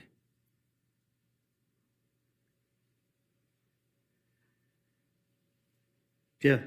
The reality is, you knew that Donovan Thomas knew that you stole his stuff. I ain't steal it. Objection, speculation. Sustained.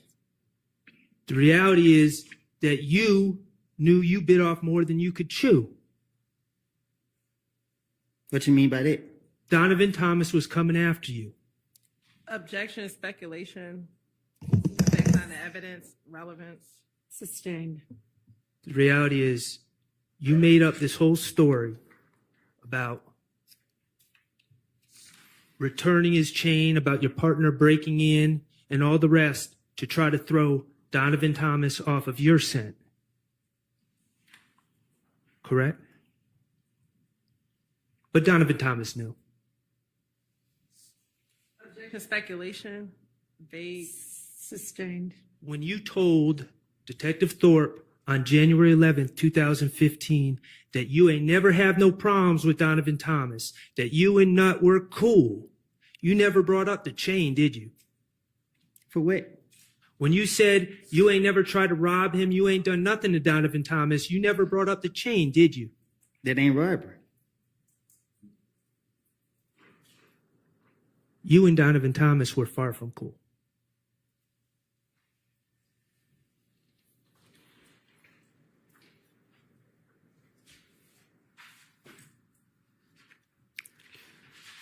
TIG stands for Think It's a Game, correct? Ms. Copeland, TIG is Think It's a Game, correct? You know it. Okay. That's a record label? I guess. That's a record label that Donovan Thomas was associated with, correct? I guess. It's run out of Summerhill I don't know. neighborhood in Atlanta.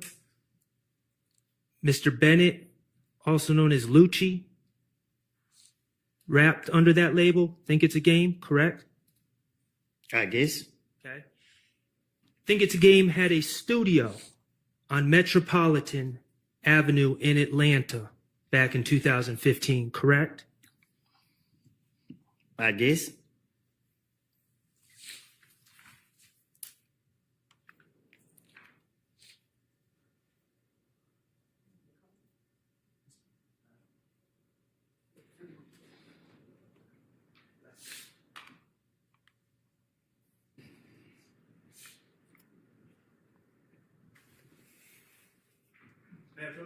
You may.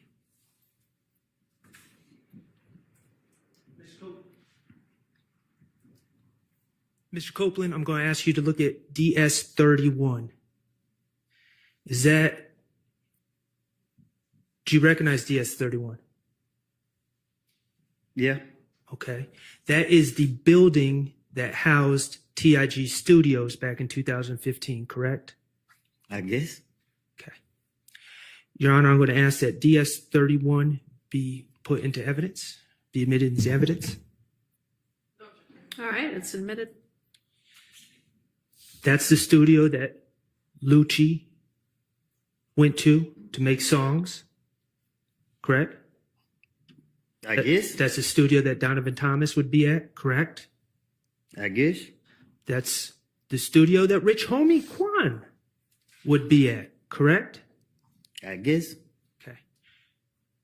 You are aware that on January 8th, 2015, late at night on January 8th, 2015, the TIG studios were shot up, correct?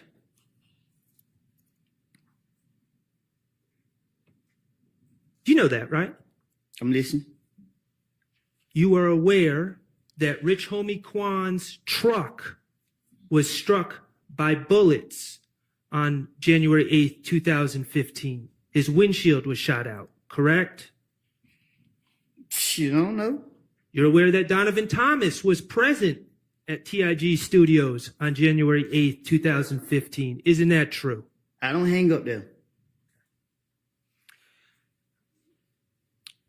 DS22B, please, Mr. Kokomo. I would like to publish, Your Honor, DS22B, which is from January 28, 2015 interview, states Exhibit 378 Yankee Beta, 7/24/39 to 7/25/06. All right.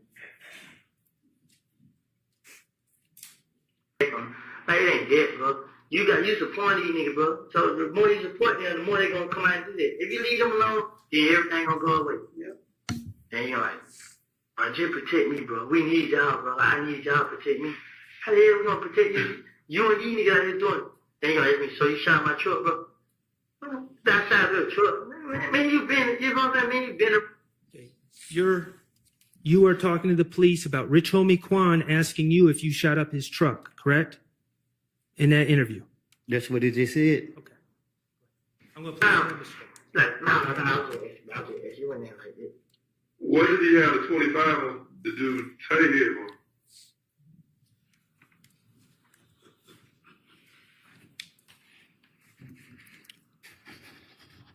That's it. So, Rich Homie Quan questioned you about whether you were the person that was outside the TIG studio shooting up in that studio on January 8th, 2015. Isn't that correct? You can't question me. Okay.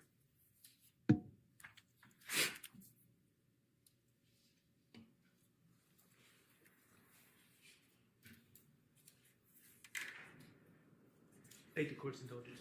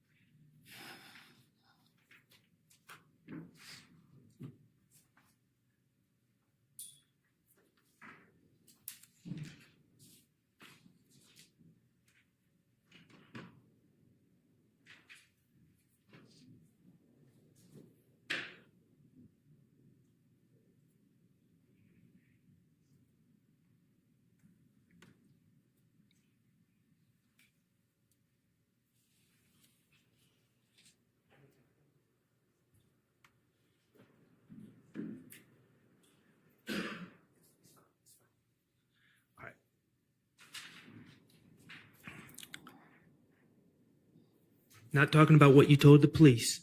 I'm talking about reality now.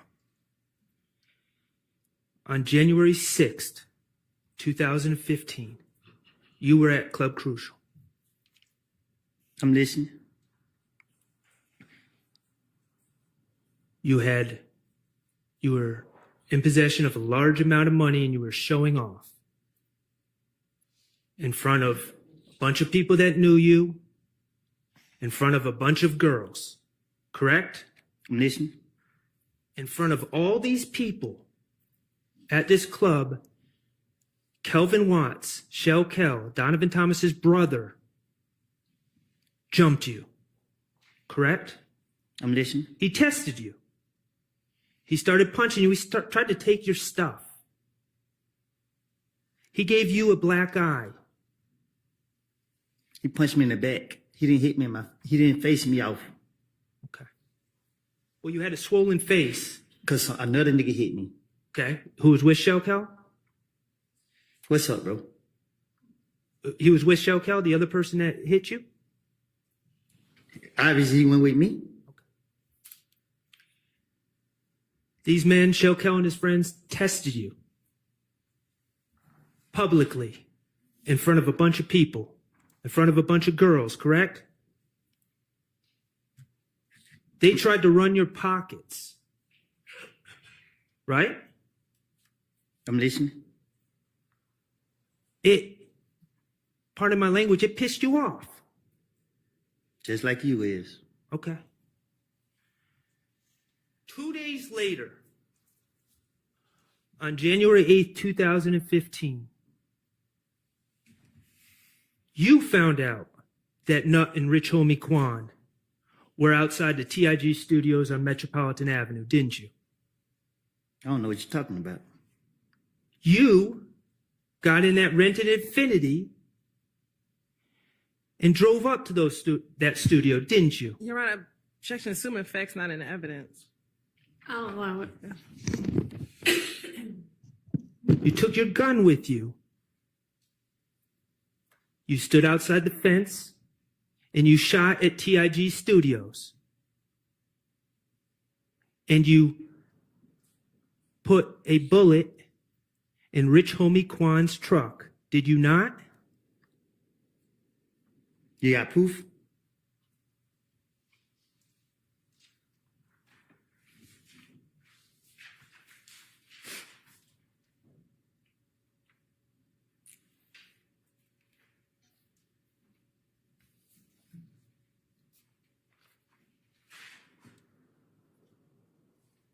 Was Trevante with you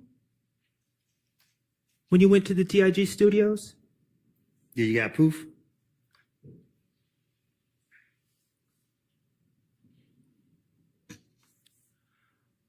All right, we're going to change the subject, Mr. Copeland. All right. To your understanding, now you pled to the possession of a firearm case from 2021. You pled to that recently. Or this year. Say that again? You pled to that case this year, correct? Earlier this year? The possession of firearm that you were interviewed about on October 27, 2021? I don't know if it was this year or last year. Okay, fair enough. To your understanding, you still have a pending matter in front of the Fulton County District Attorney's Office, correct? Shit, I ain't no telling. I don't know. Well, you discussed it. You gave an interview with the Danza Project recently, right? Right. All right, and you discussed a pending matter where your understanding is you are charged with filing a false report. Oh, yeah. Okay. To your understanding, you're charged with false report of a crime and false statements, 2 felonies, correct? Right. And the allegation is that while you're at Fulton County Jail, Relevance as to the specific conduct or the specific, an improper impeachment as to the specific extrinsic evidence of the specific incident that occurred. Okay, I can't really hear you very well, but I think we might need to approach about this anyway.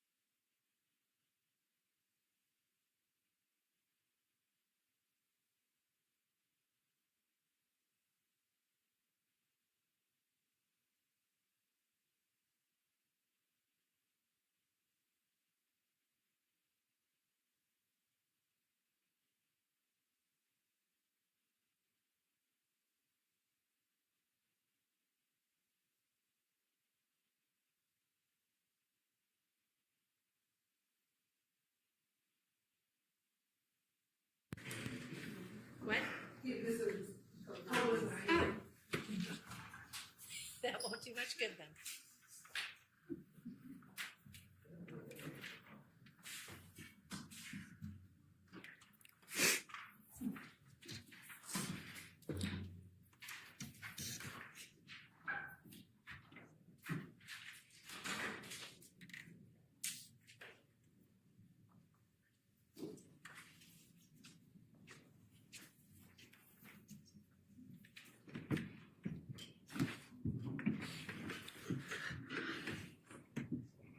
Go ahead. Your Honor, may I approach You may. DS-27A and DS-27B? Yes.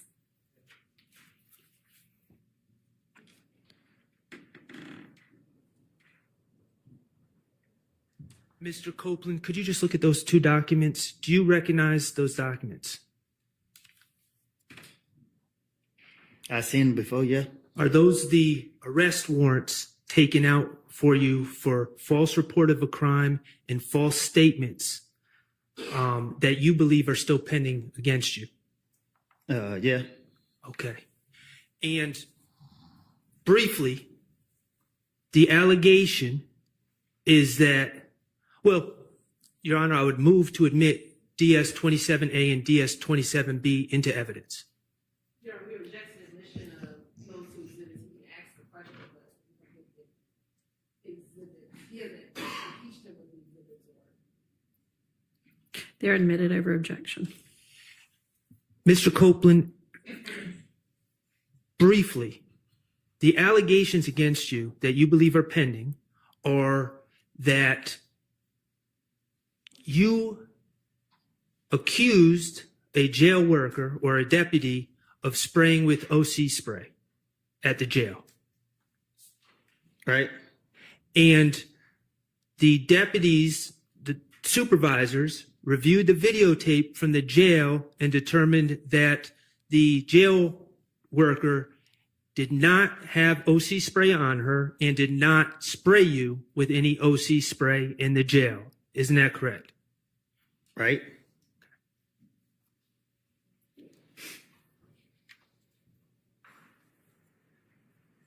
Did you know that the state, while this trial was going on, dismissed that case against you?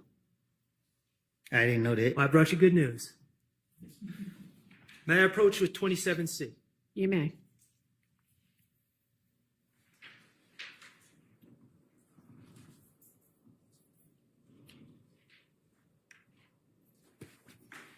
Does that document say State of Georgia versus Kenneth Copeland? I think. Okay.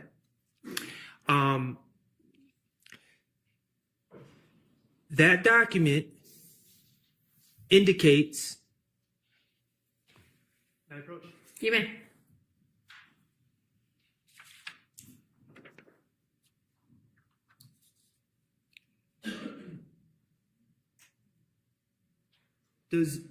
Correct me if I'm wrong, does this document say the facts of this case have been reviewed, and although it appears that probable cause existed for the defendant's arrest, the decision of the district attorney at this time is not to prosecute the above named defendant? Is that what that says? Yeah. Okay. It says the reasons for this decision are as follows: prosecutorial discretion. Correct? Mm-hmm. And yes, the person whose name is on this document is Fonnie T. Willis, correct? Yes. Okay.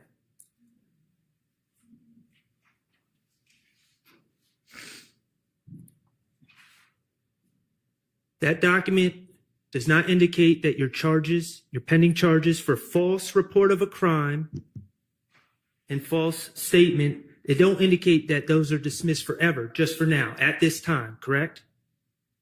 I guess. Okay. And nothing in that document says we dismiss this case because we were wrong, Mr. Copeland's innocent. It said prosecutorial discretion, correct? What they mean? Okay. It means they just made the decision to do it. All right, that we can strike that part. Ask your next question. Isn't it true? And you just found out that this was dismissed today, but isn't it true that while you were on the state's witness list to testify in this case, the state was simultaneously, at the same time, prosecuting you for false statements and false report of a crime? Isn't that true? Talk to me so I can understand.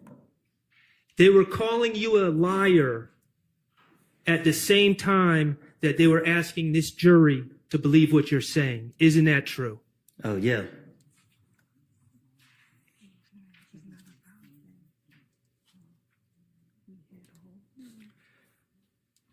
Let's talk about your immunity agreement with the state.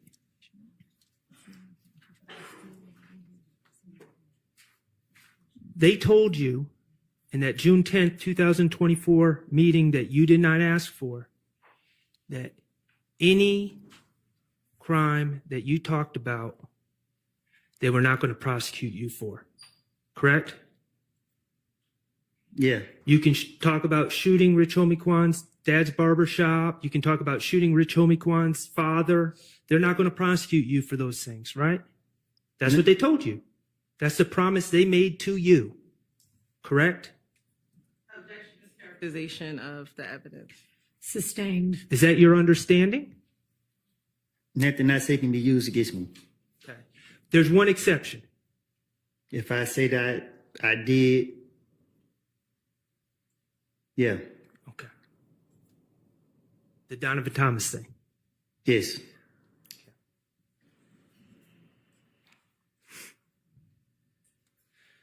Mr. Copeland, you don't know any of these gentlemen back here to have a personal beef with Donovan Thomas, do you? What you mean? Back in 2015, you didn't know any of these gentlemen to have a personal beef with Donovan Thomas. I never said I did. Okay. The reality, Mr. Copeland, is you were the person who had a problem with Donovan Thomas. Isn't that correct? You were the one that broke into Donovan Thomas's car, correct? Assuming facts not in evidence. Overruled. You've admitted to it. You're the one that stole Donovan Thomas's chain, correct? Ms. Copeland, you're the one that shot up Donovan Thomas's friend, Rich Homie Kwan's father's barbershop in 2014, correct? You're the one that was going back and forth with Donovan Thomas's brother, Kelvin Watts, correct? You've called his brother a waste of space in October 2021, didn't you? Mr. Copeland's not answering the question, and so Yeah, he needs a apparently response. Mr. Shard doesn't care whether he answers or not, so it's fine with me. I mean, if he wants an answer, he can say that. You called Kelvin Watts a waste of space in October 2021, didn't you? And I don't think nobody walking earth would not agree with it. You said that people would cheer if he died. Correct? I will. Back in the days. You've shot at Donovan Thomas's brother, Kelvin Watts, correct?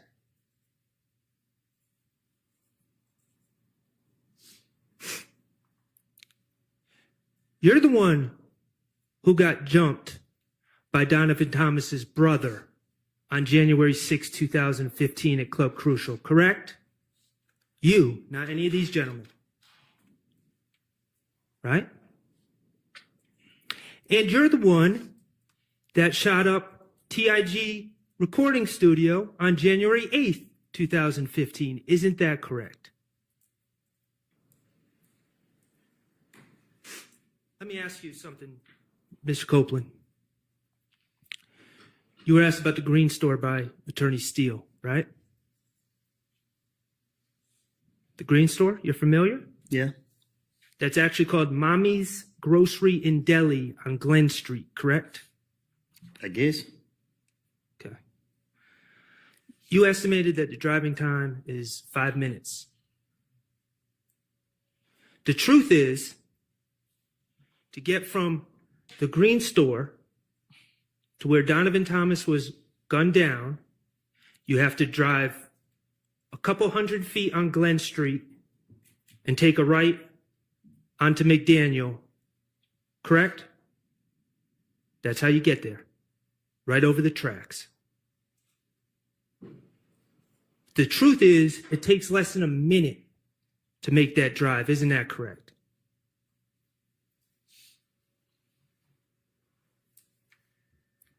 Mr. Kokomo, could you publish DS24F? This is February 21st, 2015, 378 Yankee Delta from 622.59 to 624.01.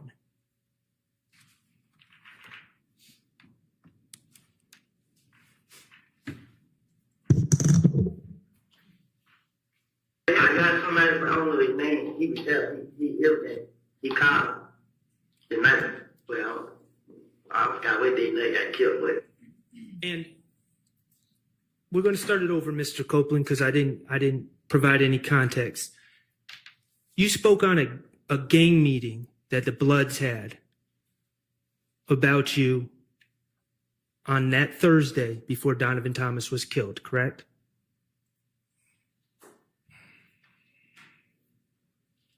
Mr. Kokomo, could you play DS24? I got somebody, but I don't know his name. He was there. He called the night. Well, I forgot what day they got killed, but it was a Friday night. It was Thursday night. Mm-hmm. They had a barbecue. But a barbecue just about it was a blood meeting. Everything blood meeting. Mm-hmm. And the whole meeting was based upon me. They was all in there talking about this and this, talking about that and this. So the nigga Mo was on the phone. So Mo told everybody, I need every last one of y'all, whoever 90s scraps here, whoever that other nickname, supposed to kill me. They gave all them guns. The same night, gave every last one a gun. Said, treat me to a gas station and kill me. I forgot what else. But he called and told me everything, and he said, is this person a friend of yours?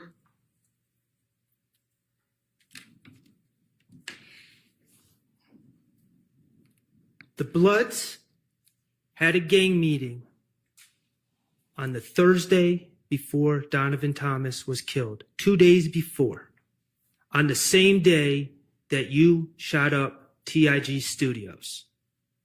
Isn't that correct? I don't know what you're talking about. In that statement to the police, you said that the whole meeting was based on me. Not them, on you. That Mo, from behind the wall, had put the green light on you. Not anyone else. He put the green light on you for what was going on with you.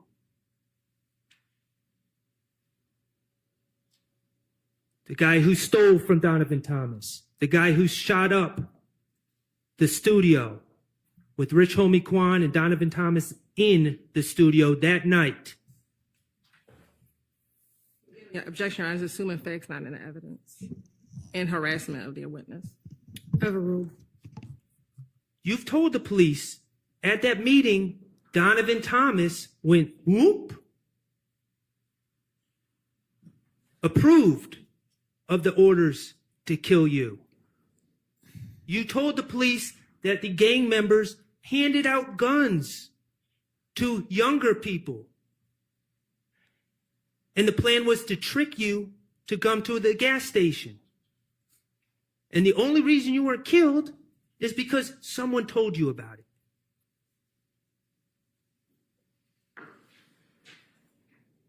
In January 2015, Donovan Thomas was coming after you. Objection, speculation, again, assuming facts, not in evidence. Sustained. Mr. Copeland,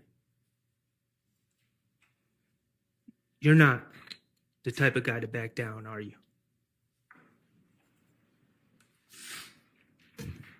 No further questions. All right. Okay, I know that the state is going to have redirect, but I think it's going to last longer than we've got for this evening. So we will come back on Tuesday of next week to finish up with Mr. Copeland. So Mr. Copeland, if you can be back here with us at 9 a.m. on Tuesday of next week. Give me please. All right.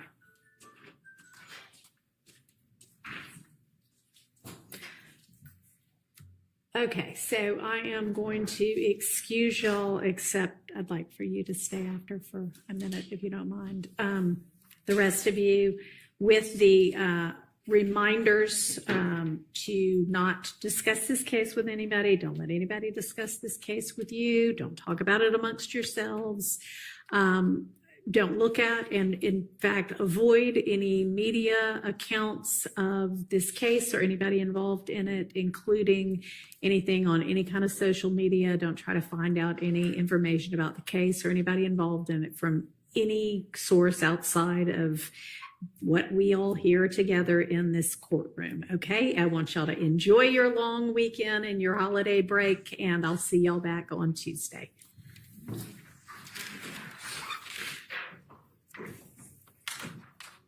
All right, and again, for the media, what we're about to talk about, I'm going to need y'all to turn off all of the audio and video for. Thank you.